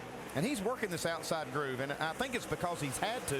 He started so far back that he had to pass a lot of cars on the outside, and I think that's actually paying off for him right now. He's got his car working pretty good up there. And you got that dead right. I mean, this guy's a veteran. He knows what that outside to give him later on in the race. He knows it works. And, you know, we talk about momentum a lot. The turn 4 off of this racetrack, man, if you can keep that baby wound up right there, that thing will fly down that front straightaway like you had an extra 100 horsepower. I'm still impressed with the 99 car in front of the 29 there. Scott Speed making only his 3rd ever start in the NASCAR Nationwide Series, doing a heck of a job for Michael Waltrip. Yeah, Scott's doing a fantastic job. I saw him in the airport, and he said, every time I get these doggone Nationwide cars, I just feel good in them. You know, I'm still trying to figure out the Cup cars, but these Nationwide, I really like them. He's carrying over, too, because he's had a good practice session. He's having a good race, but he qualified well in the Cup race, too. Jamie? And his crew chief, Jerry Baxter, I talked to him today, and that guy just loves Scott Speed. He said what makes him so great, despite the fact that he's a rookie, is because of his background in Formula One racing. He's very technical. He said he describes what the car is doing through the entire lap. He said the guy is great. Every time he's behind the wheel, it's an easy fix. And this guy, Scott Speed, tonight, all they made is air pressure adjustments, and he's doing nothing but moving forward. Jamie sat on the pole in his Nationwide debut at Las Vegas and was caught up in an early accident and finished 40th. He finished 8th, first time ever in a Nationwide car at Bristol, and now running in the top 10 here tonight. That would give you a little bit extra step in your step for tomorrow, that's for sure. Oh, He's going to say, hey. Here's Mark Martin. He's got fresh tires working on Mike Bliss. And, you know, this is actually working out better than I expected for Mike Bliss. He's still in the top 5, maybe going to lose one more spot to Mark Martin, but he's holding out pretty well here. And if they don't have a real long run, this might work out for the one car. Andy, this brand new tire appears to be pretty good. I mean, the older tire, I know this tire's supposed to be a little softer, but those other tires, I mean, they fell off pretty good compared to these. It appears that way. I think one thing it tells you just how good a car Mike does have, Mike Bliss, and able to run with these guys. He's as fast as Mark right here, and looks like Mark can't get by him. Well, you know Mark Reno and his team pretty well, so was that what he was trying to do, is that knowing you had such a good car, if you could hang on with used tires and then save those other tires for late? Well, you just never know how the races are going to work out. I mean, I think if they had to do over again, they would have changed tires, but they will have an extra set of tires. And Shannon's caught up with the crew chief down there. Shannon? And that's Mark Reno who's calling the shots for Mike Bliss today. What was the strategy behind staying out on that pit stop? We're just trying to save a set of tires for later in the race. Really don't have a lot of strategy, but he seems to have leveled out now. If we can stay in the top 5 or 6, we'll be all right. How is the car? I know you guys were battling tight conditions a little bit earlier. How is it back in that traffic? It's not as good on this second set of tires, but I think you'll be fine when we get a chance to change again. All right, these guys up here, Mike Bliss's team had a very good week with them winning the Cup race last week. Doc? Thanks, Shannon. And you may notice, folks, that with that Cup win at Talladega, Mark Reno now able to buy a brand new T-shirt to wear here to the racetrack instead of the old dirty ones he was wearing. I'm not sure that's a new one. I think you just got it maybe professionally cleaned. Oh, come on, Doc. You're not roughing this guy up, are you, a little bit? That's just Mark Reno. He wears a T-shirt all the time, man. We do. We pick on him. And now, finally, the 5 car. Mark Martin able to work by on the inside and take the 5th spot away. Tell you what, for a guy that's won 5 times here, we talked, our in-race reporter, Mark, said he's really excited. He told me today, he said, I've been targeting this race. I've been dying to get to this racetrack because I love Richmond. And, hey, winning here 5 times doesn't hurt either. We are halfway home, just past the halfway mark at Richmond International Raceway, the Lipton Tea 250 NASCAR Nationwide Series race. There have been 3 leaders, 6 lead changes, and right now they are chasing Kyle Busch.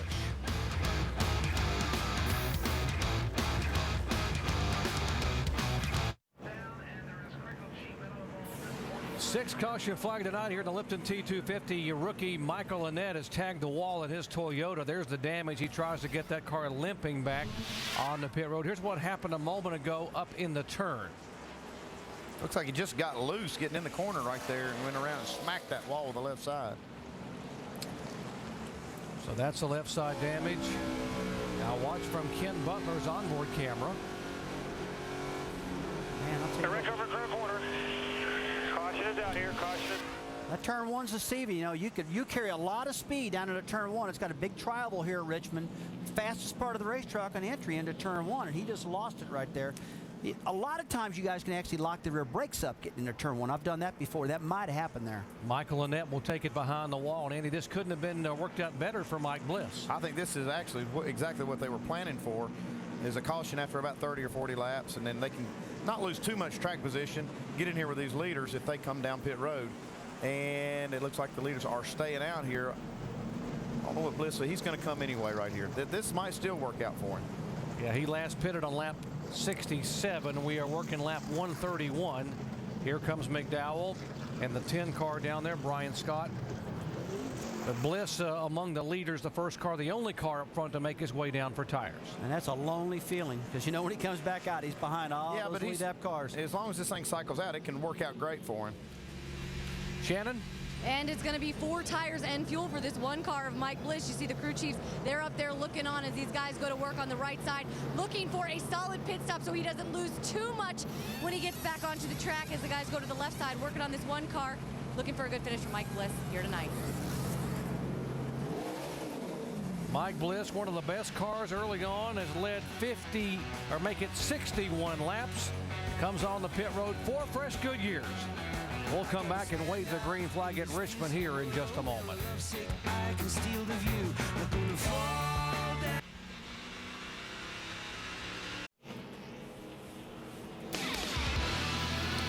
Lots of racing action to come your way. O'Reilly Midwest Nationals NHRA action qualifying tomorrow at 6 Eastern time on ESPN2. NHRA race day Sunday at 11 a.m. Final Sunday evening at 7 Eastern, also on ESPN2. NASCAR now presented by 5 Hour Energy tomorrow at 10 a.m. Eastern time, sort of setting the stage for what's going to happen here in the NASCAR Sprint Cup Series. And the round table Monday at 5 o'clock Eastern time. Why do they call it a round table? There's no round table there. I've been there. It's not round. It's like square or rectangle kind of thing. Yeah, we'll ask Alan a little bit to explain why they do that. Why it's sort of a misleading. I think it's because we batted around. Oh, I got you. We've talked about wanting to put a round table in there. Pretty costly, though. You know, so they built us a square one. They already had one there. Well, Kyle Busch stayed on the racetrack. In fact, the top 11 cars, 13 cars that are on the lead lap actually came on the pit road, led by Mike Bliss, who's now back in 13th position. He, Kenny Wallace, Brian Scott, McDowell, Lamar Howard, Darnell Wimmer, all these guys came in and got fresh tires, and now can they run down these guys in the top 12? Yet to be seen, because track position is everything here, like I talked about earlier. It's hard to pass these cars. What they did, they just put themselves off sequence to these leaders, and now it's going to open up some opportunities depending on how these caution flags fly between now and the end of the race. Man, that's frustrating, though, leading that race, and all of a sudden now you're way in the back as a driver. Wow. Carl Edwards led the most laps in this race a year ago and is yet to lead a single lap tonight. Can he get there with Kyle Busch? Kyle Busch is not the only one he has to worry about. This 88 car, Brad Keselowski, is strong. I tell you what, we have watched Keselowski really mature as a driver. I mean, I remember when the kid just started. Now he's won a cup race. He's won a nationwide race. He's charging for the top 5 every single week. Well, 3 wide there with Mark Martin on the outside. Had the lap car of DJ Kennington in the middle. Tony Raines in the 34 car. Now they're able to clear, and the 5 car able to slide by. He's the 5th place car.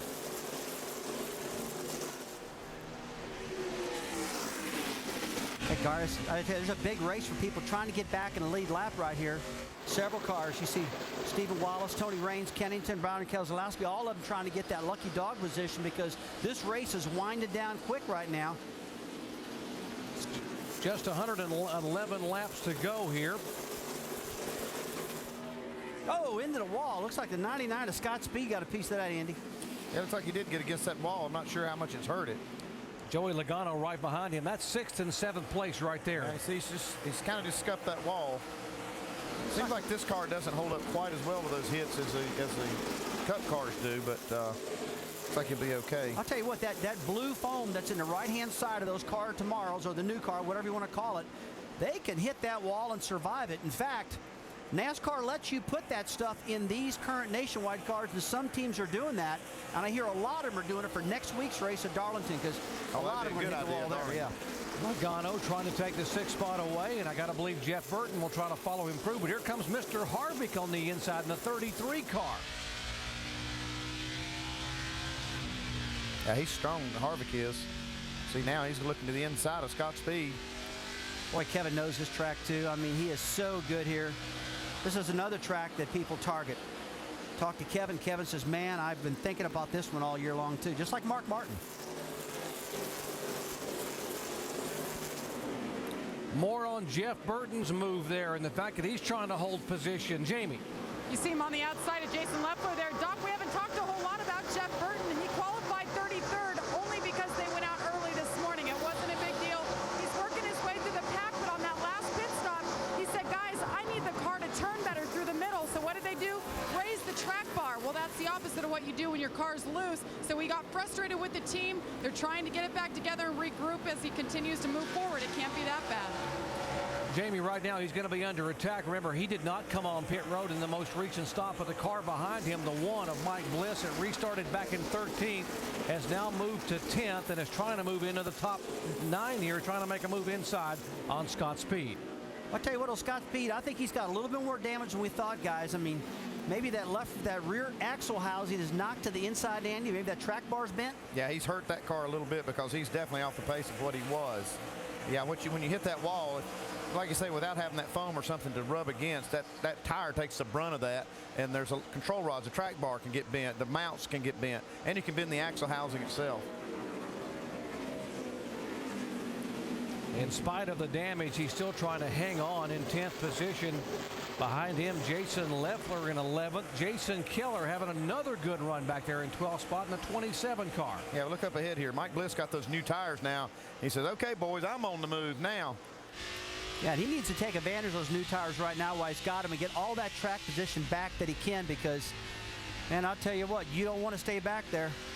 Shannon? Guys, you spoke about how Mike Bliss is off sequence right now. I went up on top of the pit back. I asked Mark Reno if they can make it to the end on fuel. They are 1 lap short. So my question, do you think that they would try to make it, seeing how these tires really didn't fall off that much? Well, Shannon, it just depends if it goes green. You know, it all is kind of dependent on the conditions and whether we have cautions or whatnot. But if it does go green and they are only 1 lap shy, they would probably roll the dice on that and try to get a win. And knowing Mark Reno the way we know him, if they're 1 lap short, he's not coming. He'll figure out a way. You can see he's holding that steering wheel just steady. That car is handling really nice for him. You don't see him moving that thing a whole lot, do you, Russ? No, he's not moving it much. He's got a great handling car right there, that's for sure. And, you know, this car come off the truck this morning fast. It qualified fast. And I tell you what, those guys do the right job at the shop preparing these things. It's amazing how good you run all week long. It seems like it always happens at the shop, how well you're prepared. Yeah, you're right. It's very seldom you'll bring a car to the track that's not good and get it good in a short amount of time in practice. You really need to unload fast. 100 laps remaining here at the action track in Richmond, Virginia. NASCAR Nationwide Series action. We have had 5 lead changes, 3 different leaders, and right now it is Kyle Busch who is the leader. Kyle has won here twice. He came here as a rookie back in 2004 and led 236 laps. He also won it from the pole in 2007 in dominant fashion. Great battle for the lead in Richmond. Carl Edwards has been trying to get underneath Kyle Busch to take it away. The top 2 drivers in points are the top 2 on the racetrack, and Carl has yet to lead a lap tonight. That will change as they come off turn 4 here on lap 158. Well, he was just working him on the bottom of the track. Carl Edwards working Kyle Busch so hard. And we were just talking in commercial break how that is so frustrating for the guy in the bottom when the guy on the top just keeps keeping him down. But right now, we'll see what Carl's got. That's true. It is what I call a race. You got that one right. Hey, you know, one thing you got to remember, this tire is the same tire they had in Phoenix, Arizona, and we all saw how fast Carl Edwards was there. He was just flying until he blew that engine up. There was a 62-point differential when they came in between Kyle Busch and Carl Edwards. It is now 52 points that since Carl has gone by to take the lead. Shannon. Well, Doc, a lot of the cars on the track here tonight have been complaining about tight conditions. Carl Edwards, however, has been saying his car's been loose. The car is really starting to come alive on this run. He's been turning faster laps than Kyle Busch pretty much since the start of this run. So this team is very happy with his cars right now. They did use a lot of their Phoenix notes, as you see Dan Stillman up there on the right-hand side, for this race. They sat sat on the pole in that race. They did have some engine problems, but they're looking good with this 16. Dave? Shannon, you know, Kyle Busch's crew couldn't use their Phoenix snow because they had such a horrible night, so they leaned on their teammate. Right now, Kyle Busch is saying that he has trouble in the center of the corner, that tight condition you talked about, and because of that, he's having to arc his car into the center of the corner. He believes that is what's slowing down his overall speed right now and why the 60 got by. Hey, what? That's a good point, though. I mean, the driver's got to do whatever he can to make his car handle at that particular point. If he's been running on the bottom of the track all day long and it's not working, hey, man, you got to move that baby to the top. And this is a track that you can do it at. These drivers love that track for that reason. Carl Edwards now working heavy lap traffic. That's the 0-5. Good to have Casey Atwood back, by the way. He had the concussion after Phoenix, got cleared on Tuesday of this week. Now back in the 0-5 car. Good to have him back here in the field as Edwards goes by him and moves in on the 11 car. That is Scott Lagasse being shown as the last car on the lead lap in 21st position. Yeah, not for long. It looks like Carl's going to be able to get by Scott. Lagasse got that free pass earlier, but going down another lap here. And remember, this is a backup car for Lagasse. He really crashed hard in practice. Hit some oil from another car in practice. Head on in the wall. Just tore it up pretty big time. Couple of Richard Childress Cup Series teammates, Jeff Burton and Kevin Harvick, battling in separate cars here in the NASCAR Nationwide Series. Childress owns a 29. Harvick owns his own car. As you look back and see these guys that are battling for 8th position. Jerry, I remember at the beginning of the year you guys were talking about who gets to keep their name on the roof of this car, whoever runs the best. How's this stacking up right now?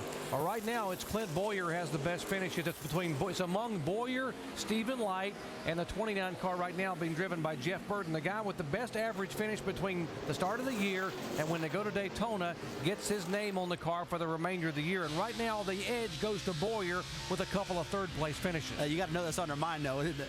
Got to believe in that. I believe that right now Jeff Burton wants to change that with a W here in the home state. He's a Virginia boy. Wants to win here in Richmond tonight.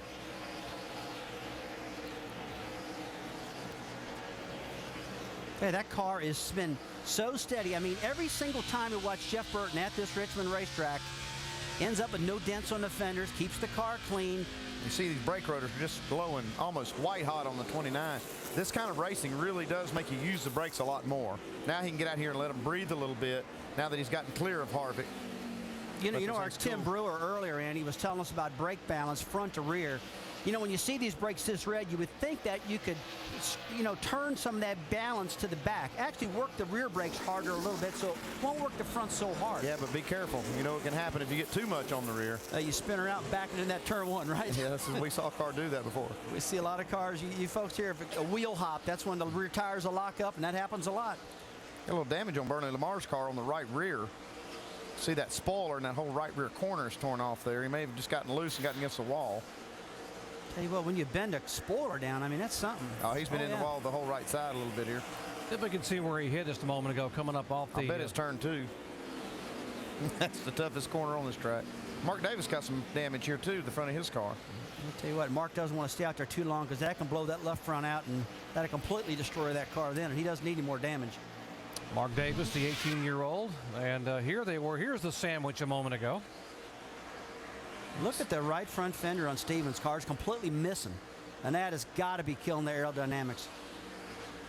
It didn't help the left front fender on Mark Davis's car either just a moment ago as they got a little damage on that one. Here's the guy they're chasing now, Cousin Carl, who led the most laps last spring but didn't win it, trying to hold on for the final laps here and get a win. His first win of the season tonight at Richmond.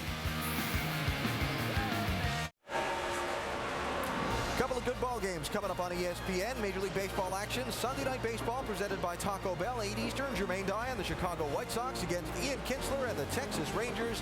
And then Monday Night Baseball at 7 Eastern, the Red Sox and Yankees from the new Yankee Stadium for the first time. It's Major League Baseball on ESPN and ESPN 360 Sunday and Monday night.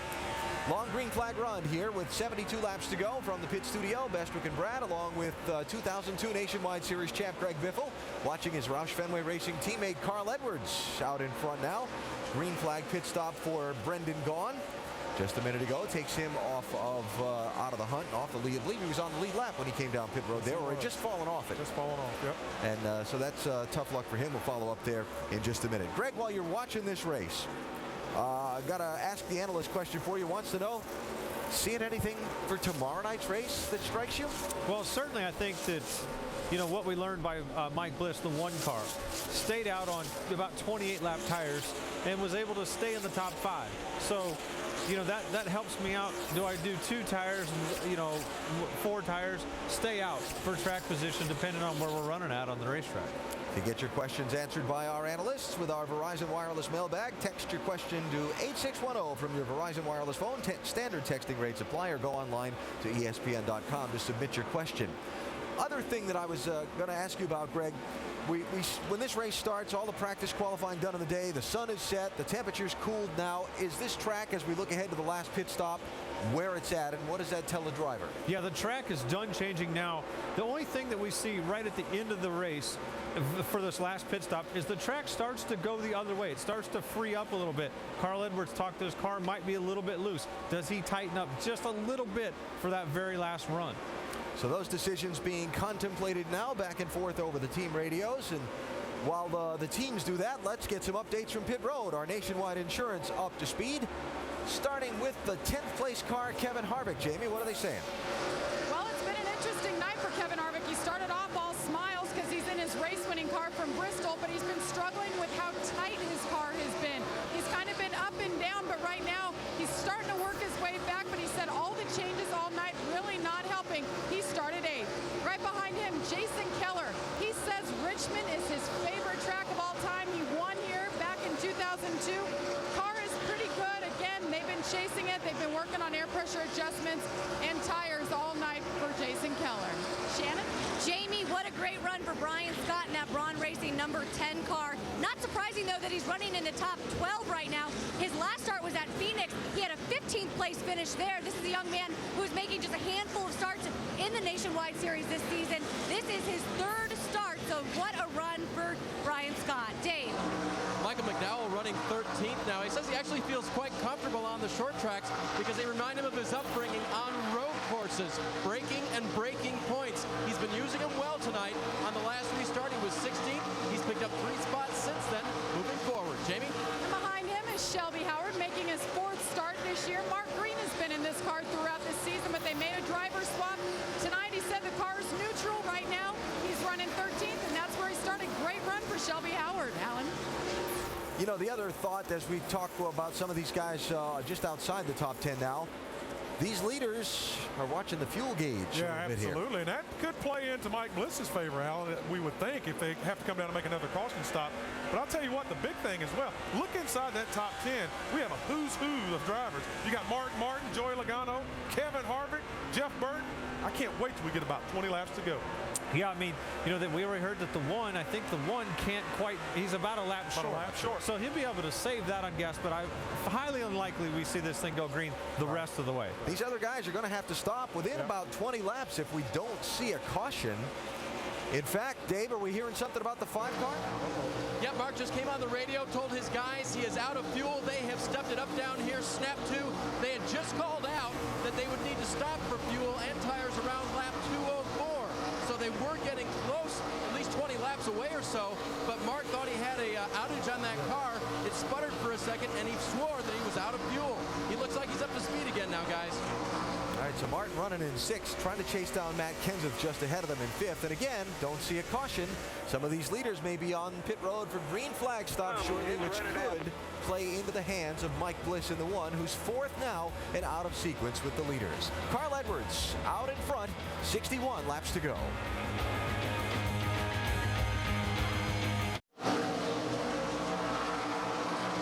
Mark Martin leaving pit road here at Richmond. He reported on lap 188 that the car was sputtering out of fuel. They were about 20 laps away from a pit stop. Mark was running 5th at the time. He had to leave pit road. Green conditions continue out here. The leaders have already gone by, and Martin goes a lap down. And Scott Speed, we saw him earlier get into the wall. He said it is affecting the right side. He definitely had some tire rub. Then he had a feeling like they were about to blow, so he wanted to pit, and he missed pit road. Then he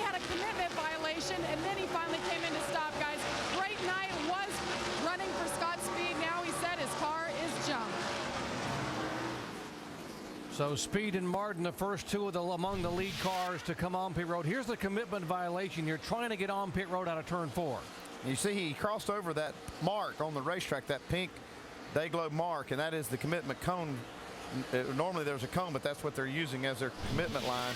And if you cross it, you have to come down pit road, and he couldn't make it. They just had too much speed going, just couldn't pull that thing down quick enough. There's a lot of rubber buildup. Now he makes it now. He will have a pass-through penalty because of the commitment cone violation. It comes down in which at 40 miles an hour and will lose at least a lap by virtue of this penalty. Yeah, they started out really good for Scott Speed, but it's not ending up well. Yeah, these guys look so good. It just didn't have the staying power. Made some mistakes and killed them. But you know what? That's going to happen at this racetrack. I mean, this guy is new to this place. He'll figure it out. Carl Edwards has not been on pit road. His final stop should be coming momentarily. We were hearing in the next 3 to 5 laps. Edwards, Keselowski, Kyle Busch.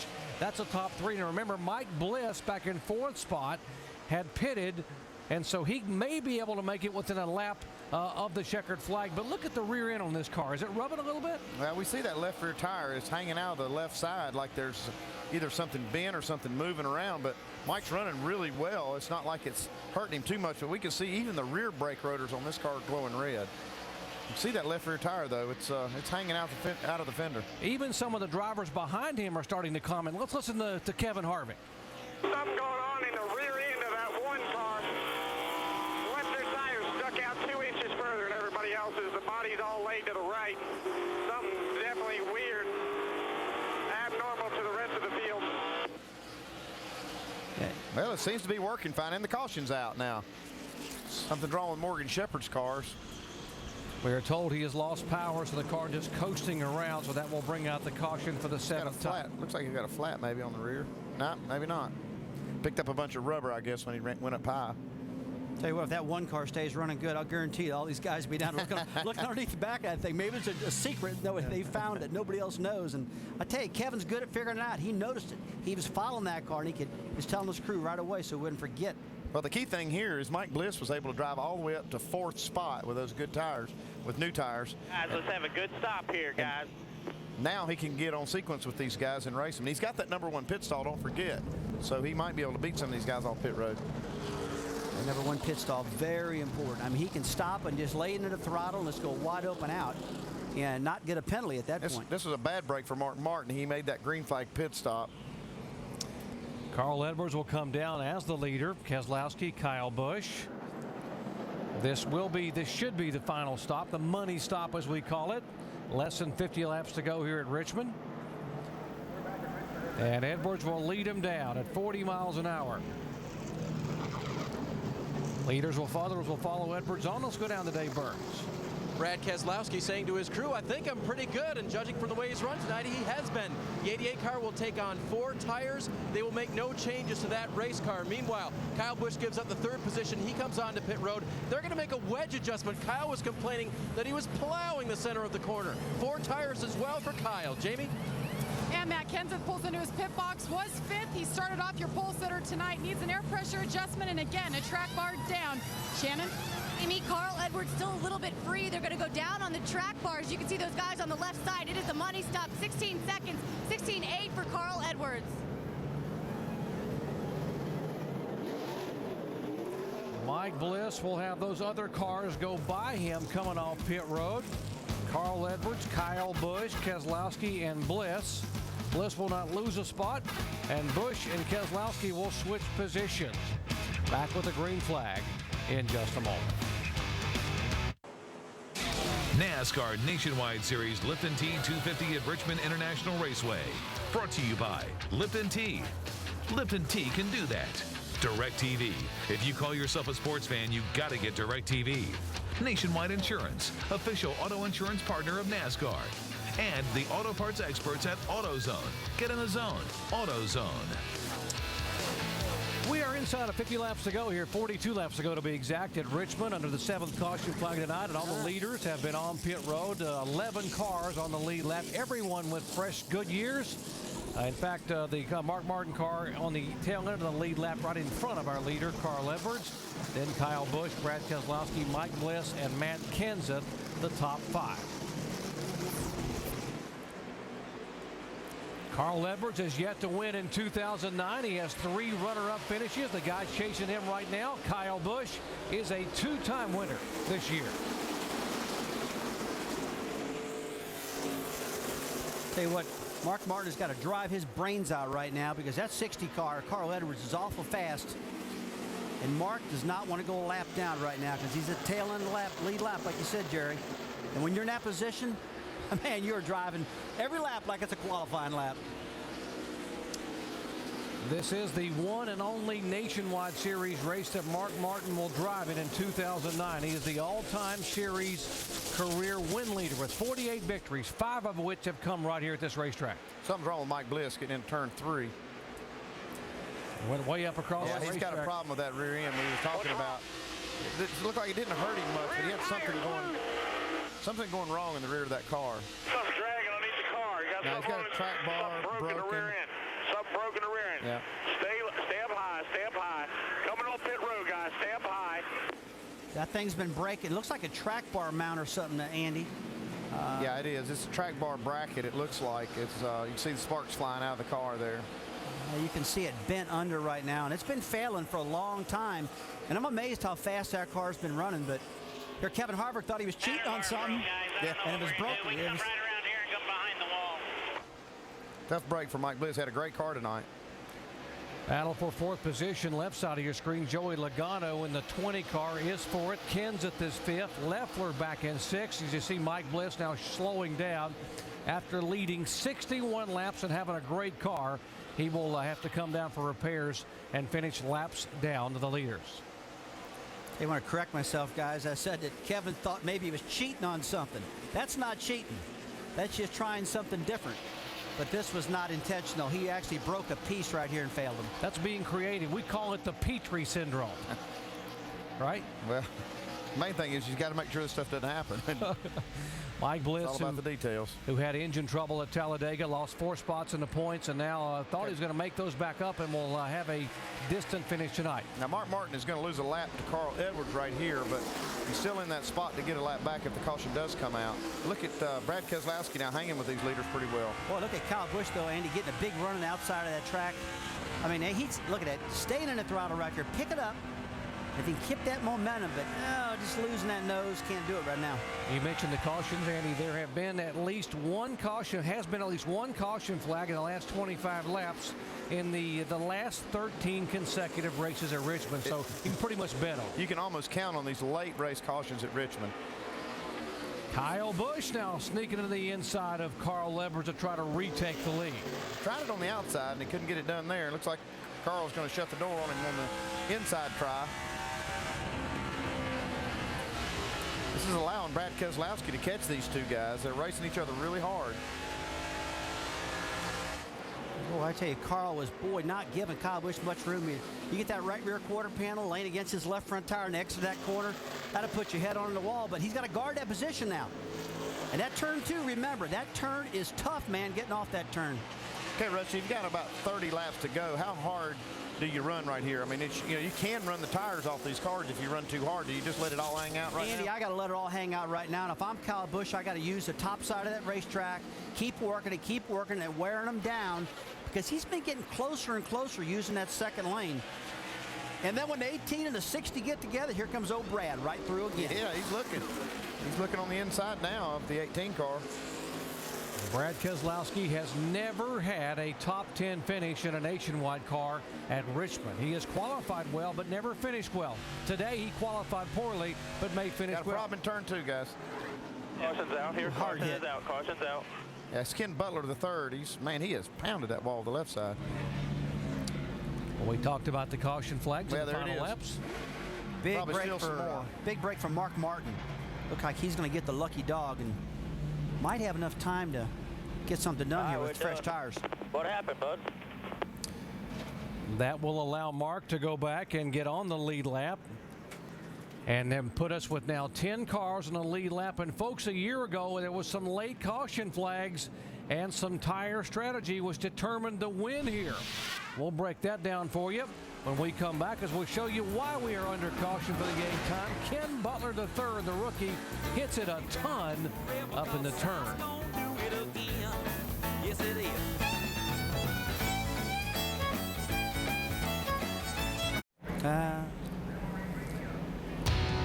Under caution at Richmond, lots of racing to come your way. NHRA action qualifying tomorrow, 6 o'clock Eastern time on ESPN2. Of course, NHRA race day, 11 a.m. Eastern time on Sunday, and finals at 7 o'clock Eastern time.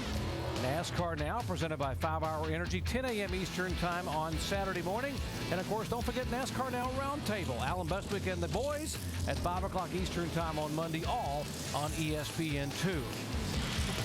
Well, our in-race reporter, Mark Martin, has gotten back on the lead lap. Let's visit with him. Mark Martin, Rusty Wallace, ESPN, you got us? Yeah, Rusty, but hang on here. They may be giving us our lucky dog here. Lipton Tea, Chevy's back in the game here with this lucky dog. So let's see what happens here. All right, buddy, we'll talk to you later.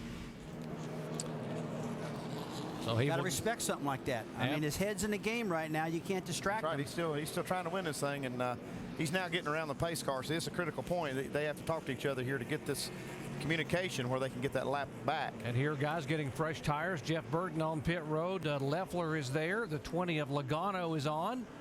There's the 33 of Harvick. Remember, it was a late pit stop a year ago when some of these guys stayed out and others came in that determined the outcome.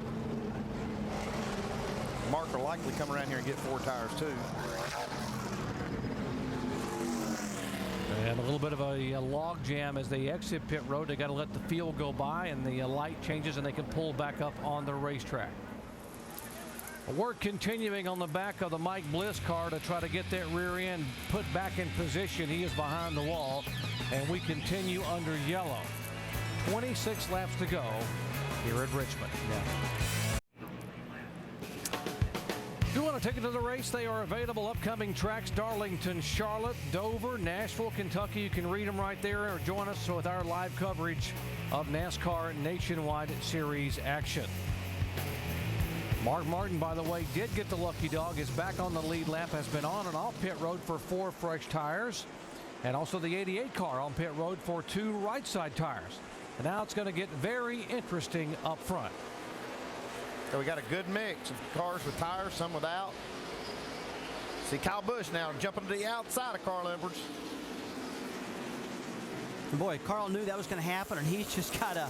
Yeah, he knew it was coming, but what do you do? I mean, you just got to race him hard right here. And this is where the top side of that track is so important. Let's see what happens off this turn 4 right now, because this is where the track opens up, and Cal can get away from him. There he goes. Kyle just made a great pass on Edwards. He just motored away coming up out of turn 4, now pulls him by 2 car lengths. Guys, we mentioned that Mark Martin got back on the lead lap, but the problem there is he's got to start at the end of the longest line. He actually needs another caution to get back in the hump, get caught back up to these guys now. So Kyle Busch, Carl Edwards, Kenseth is there, back in 3rd spot.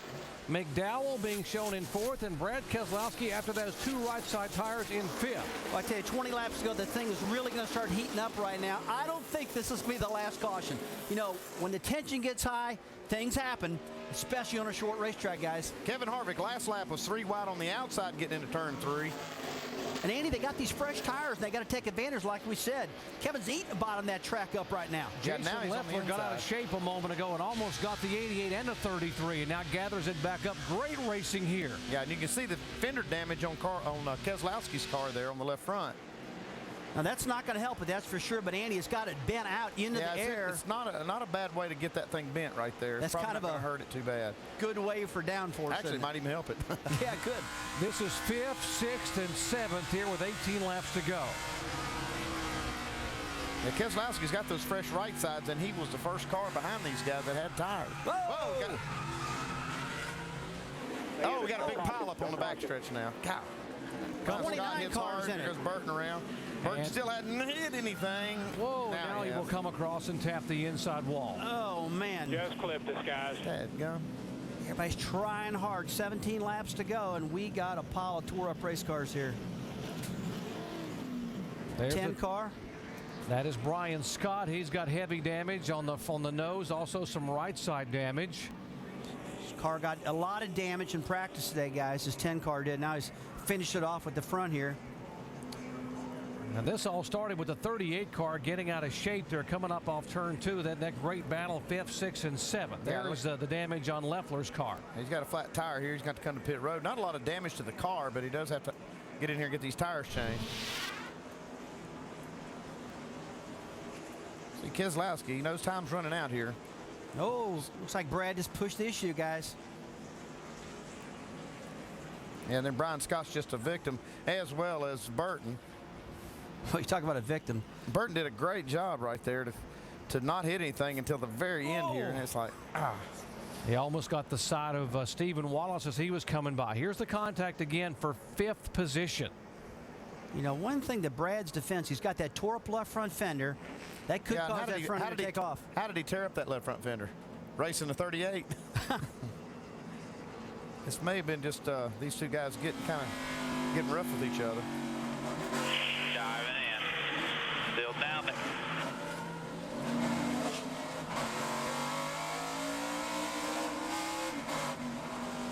Boy, Brian Scott doesn't turn hard left. He runs over left. Or watch him just turn left to try to avoid him, and he ends up getting Burton on the inside. Oh boy, Burt did not see that coming at all. I mean, that's just getting sideswiped, not having a clue you're getting ready to get hit because the driver was past it. Just got him in a right rear quarter panel, and there's a car, you know, going for the points, going for the owner's championship.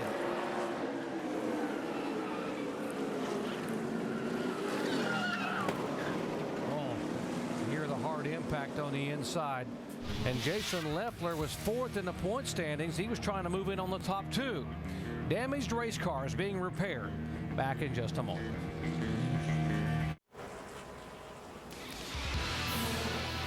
Gotta love it, Darlington Raceway. Next Friday night for the NASCAR Nationwide Series. Just another step up in the beating and banging world of NASCAR. Oh, yeah. Oh, yeah, one of my favorites, definitely. And you're going to see some action there. I mean, that place is too tough to tame. It always lives up to its name. Nationwide Series at Darlington, 7 o'clock Eastern, ESPN2 next Friday night. We got some Darlington stripes on the wall in Richmond tonight. Greg Biffle joining us down in the ESPN pit studio. How about that restart by Kyle Busch last time the green flag waved that got him the lead in the closing laps of this race? Yeah, I mean, it looked like he just got a great drive up off the corner, you know, and got beside Carl going in the corner. It almost looked like Carl missed a shift. I mean, he just really ate him up, get down in that corner, but Carl looked like he was catching him back again, so this is going to be interesting. A little out of context for talking about the excitement at the end of the race, but if you check out Greg's website, GregBiffleFoundation.com, you and Tony Stewart announced the program today to supply canine officers some vests, which is a great thing. Yeah, it is, absolutely. You know, Tony did it last year, asked us to join forces, and so we're doing it. It's vest for K9.com to go check it out. Tony and I are doing a good thing. Wanted to do that as thanks for you for coming over and spending the race with us. Now, absolutely. If you're Carl, if you're Kyle, a quick thought on what those guys are thinking for this restart. Bump and run. Got to get it done. There you go. We've had a little bumping and running here in these last few minutes, huh, Doc? Indeed, we have. We have got. So why don't we talk with some of these guys? There are the two guys. There's Carl Edwards and Kyle Busch, as they are running second and first respectively. Let's talk with our in-race reporter, Mark Martin, back in 8th spot. Hey, Mark, Rusty Wallace. Let's try this again. Okay, buddy? Yeah, we got time now. Yeah, look, we're back in the game. Got a few more laps here. We'll see what we can do. Our Lipton Tea Chevy's been pretty good. We just ran out of gas there. Not picking up all the gas, I think.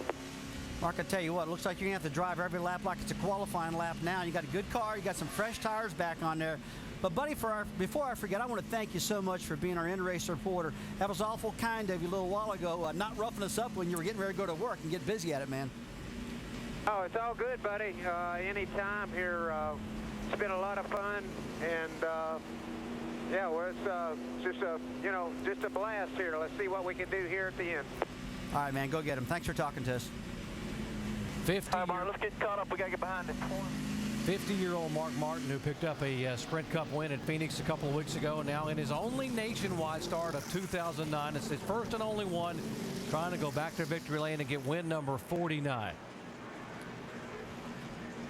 How about Michael McDowell here in his 47 car now, sitting in 4th spot. What a great job he's done tonight. He's gotten the lucky dog twice, and now he's sitting in a good spot. I tell you, that's the great thing about the lucky dog. I didn't like that rule at first, but now I do, because it really gives these guys a good chance. And he's been out of it a couple times and got himself back in there and kept that car pretty clean throughout the night. This would be a career best finish prior to this, 6th at Las Vegas. For this driver who ran in Sprint Cup a year ago, now running full-time for Rookie of the Year in the NASCAR Nationwide Series. Well, Andy, I'm not a bet man. There's no doubt about that. We got 9 laps to go. We going to see another caution? Probably. Well, Carl Edwards hasn't won this year, guys. He is hungry. I guarantee you we're going to see an opportunity for a caution. These guys are going to be going hard. I guarantee we're going to see some fast laps, man, with 9 laps to go. And what did Greg Biffle predict? He said the bump and run. Yeah, Greg's probably going to be dead right. I mean, because that's what you got to do, man. I want to be the one running. Let's see who's going to do the bumping as they come down to the green flag. 9 laps to go at Richmond. Here comes Matt Kenseth looking to the inside. Oh! Got Keselowski still making some more contact here. He's on the move. Oh, we got Kenny Wallace in the wall. There's your caution, Rusty. God, didn't think it was going to be your brother. Yeah, I tell you, I don't know what happened there, and I don't know if I'm interested in seeing this replay or not either. Get it cranked up. Kenny, a 3-time winner here at Richmond, 3-time most popular driver in the series, was looking like he was going to have a good top 18 or 19, maybe a top 20 finish. Yeah, he had a good run going. I tell you, this U.S. Border Patrol has been so good for this team. And Kenny flying today, running really good. He needed a good run today. Tell you what, he showed everybody he still had it, though. Real fast out there today. You see that right rear rotor glowing just solid red. Yeah, it looks like the rear brakes have been locked up in this car. Well, he's got some problems. Rear brakes are about on fire. It makes you wonder. Yeah, that's strange. I don't know why the brakes were so hot on this car. Let's check in on some crew chiefs. Dave, what's going on in the 18 pit? We'll ask Jason Ratcliffe. The car's kind of been back and forth. Looks like 4th right now. Is it good enough to win? I think so. The driver's good enough to win, and these guys on this NOS Energy Drink team have been doing a great job on pit road all night and put him in position to get the lead on that last restart. So we'll see. Like you said, we've been back and forth. We've been a little too tight, a little too free. Hopefully we made the right adjustments here. Jamie? Well, Eddie Pardue, crew chief for Matt Kenseth, decided to stay out there. Hey, it won you guys the race in Phoenix. What do you think about now? I think our City Financial Ford Fusion's got a good shot at it. Restarts haven't been our strong suit, but took off pretty good there, so should be fun here. Hey, Doc, if you saw that last restart, we better watch the 16 on this next restart.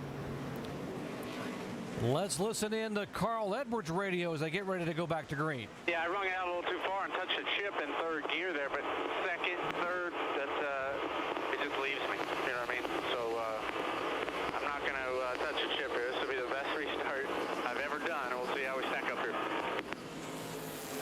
Trying to stay off the rev limiter, the chip as they call it here. He holds on the 2nd spot. Behind him is Kenseth, then McDowell. And they're really mixing it up single file there on back. There's the 88 car, 33 of Harvick. Laps are winding down here. We got 4 laps to go. Carl Edwards got a great restart right there, but Kyle Busch just got a better start. But Kyle has been the ace on these restarts. I mean, he brings these guys down at fairly slow speed, goes to that gearbox, and, man, he's done it time and time again. I mean, you basically know what he's going to do every time. Keselowski's still working on McDowell. McDowell holding tough on the outside, though. A great run by the rookie to trying to get his career best finish. He will give up that spot to Keselowski now with 3 laps to go. Boy, 3 laps to go. I mean, Edwards has got to give it all he's got right now if he's going to catch Kyle, but there's a lot of racing behind him. These guys are awful close. Tension's getting high, man. I'll tell you, they're running out of time big time now. Kevin Harvick on the inside of the 47 card, and that is for position. White flag this time by up front. Kyle Busch is now pulled away by a couple of car lengths. If you got anything left for Carl Edwards, you got to use it now. Oh, he's got to give it all he's got right now, but he's about 3 car lengths behind. But you know, Kevin Harvick, that was a key pass. He's leading the Owners' Championship right now, and this is important for Kevin Harvick. Kyle Busch just got too much of a lead there on that start, and Carl Edwards just driving his guts out, not able to close on him. In both races a year ago, the driver who led the most laps did not win it here. But tonight, Kyle Busch has led 4 times now for 116 laps, and Kyle Busch will come out of turn 4 and get win number 3 in 2009. Unbelievable. Man, that is freaking awesome, dude. Thank you, bud. Kevin Harvick drives up to a top 5. Good fifth call, Radcliffe. You won the race, buddy. Good job. Thanks, guys. Woo! Yeah! Tell you, got to hand it to him, guys. This Kyle's been amazing in this car. A lot of wins with Joe Gibbs Racing, and car handles good, Andy, every single week. Plus the kid drives it really good. Well, yeah, you got to give Kyle Busch a ton of credit here. I mean, look at those restarts. What he did in the top side of Carl Edwards, I passed him right there. Burn it up. I think he just got the green light for a burnout right here. Oh, yeah.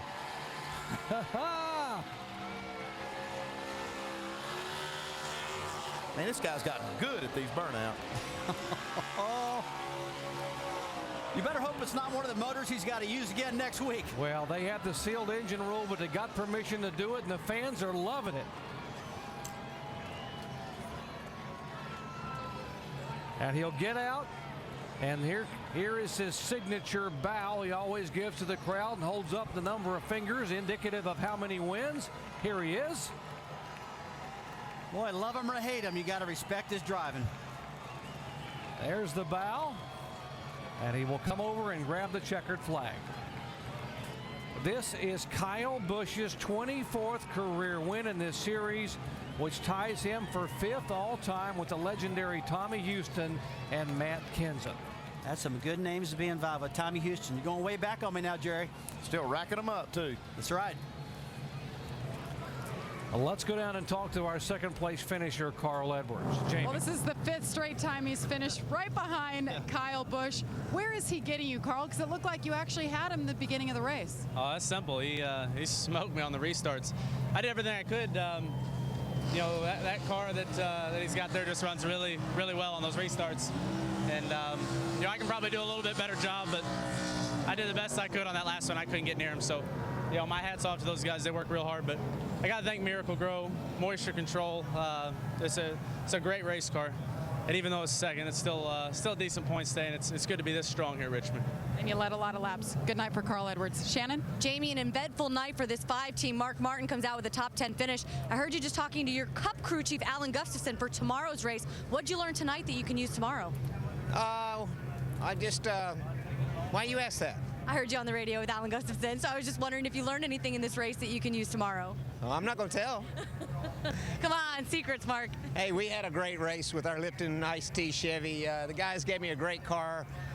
We ran out of gas for some reason on that green flag run. We weren't getting all the fuel out of it or something, and wasn't picking it up, and it was a great run. And I think our car was pretty good. We made it better throughout the race, and I've got, I've got some ideas. Alan and I'll talk, and maybe we'll have a contender tomorrow night with that Cheez-It Chevy. All right, good luck tomorrow night, Mark. Jamie? Well, last week he was flipping down the front stretch. This week, back in the car, best finish of 3rd. Matt, take us through your night. I know the car never was quite right.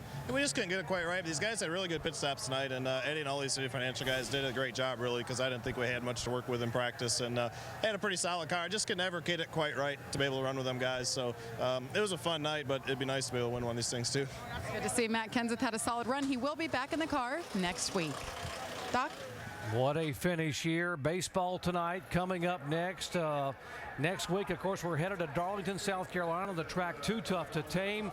And what a home run for Kyle Busch and Joe Gibbs Racing. His 3rd win of the year, his 3rd win at Richmond International Raceway in the Nationwide Series.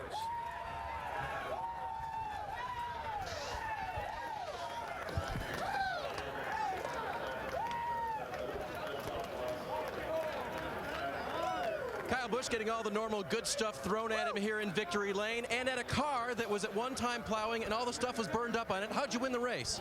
Well, it's perseverance, man. You just got to keep digging. So really want to thank all these guys on this team. They do a phenomenal job week in and week out, you know, and just really got to thank NOS, Z-Line, and the fans, Toyota, Marquee Jets, Gillette, DirecTV, everybody that makes this program possible for us. You know, all the guys at the shop at Joe Gibbs Racing, everybody from the fab shop to the cleanup crew to everybody that works so hard that really makes it fun. Thank JD and Joe and those guys. So I don't know what else to say, man. This is pretty fun here at Richmond. I love winning here. This is one of Denny's favorite places too. He always wins here, so it's a hometown for him. And unfortunately, we didn't have enough nationwide cars for him to run tonight, so we had to make sure we won in his hometown.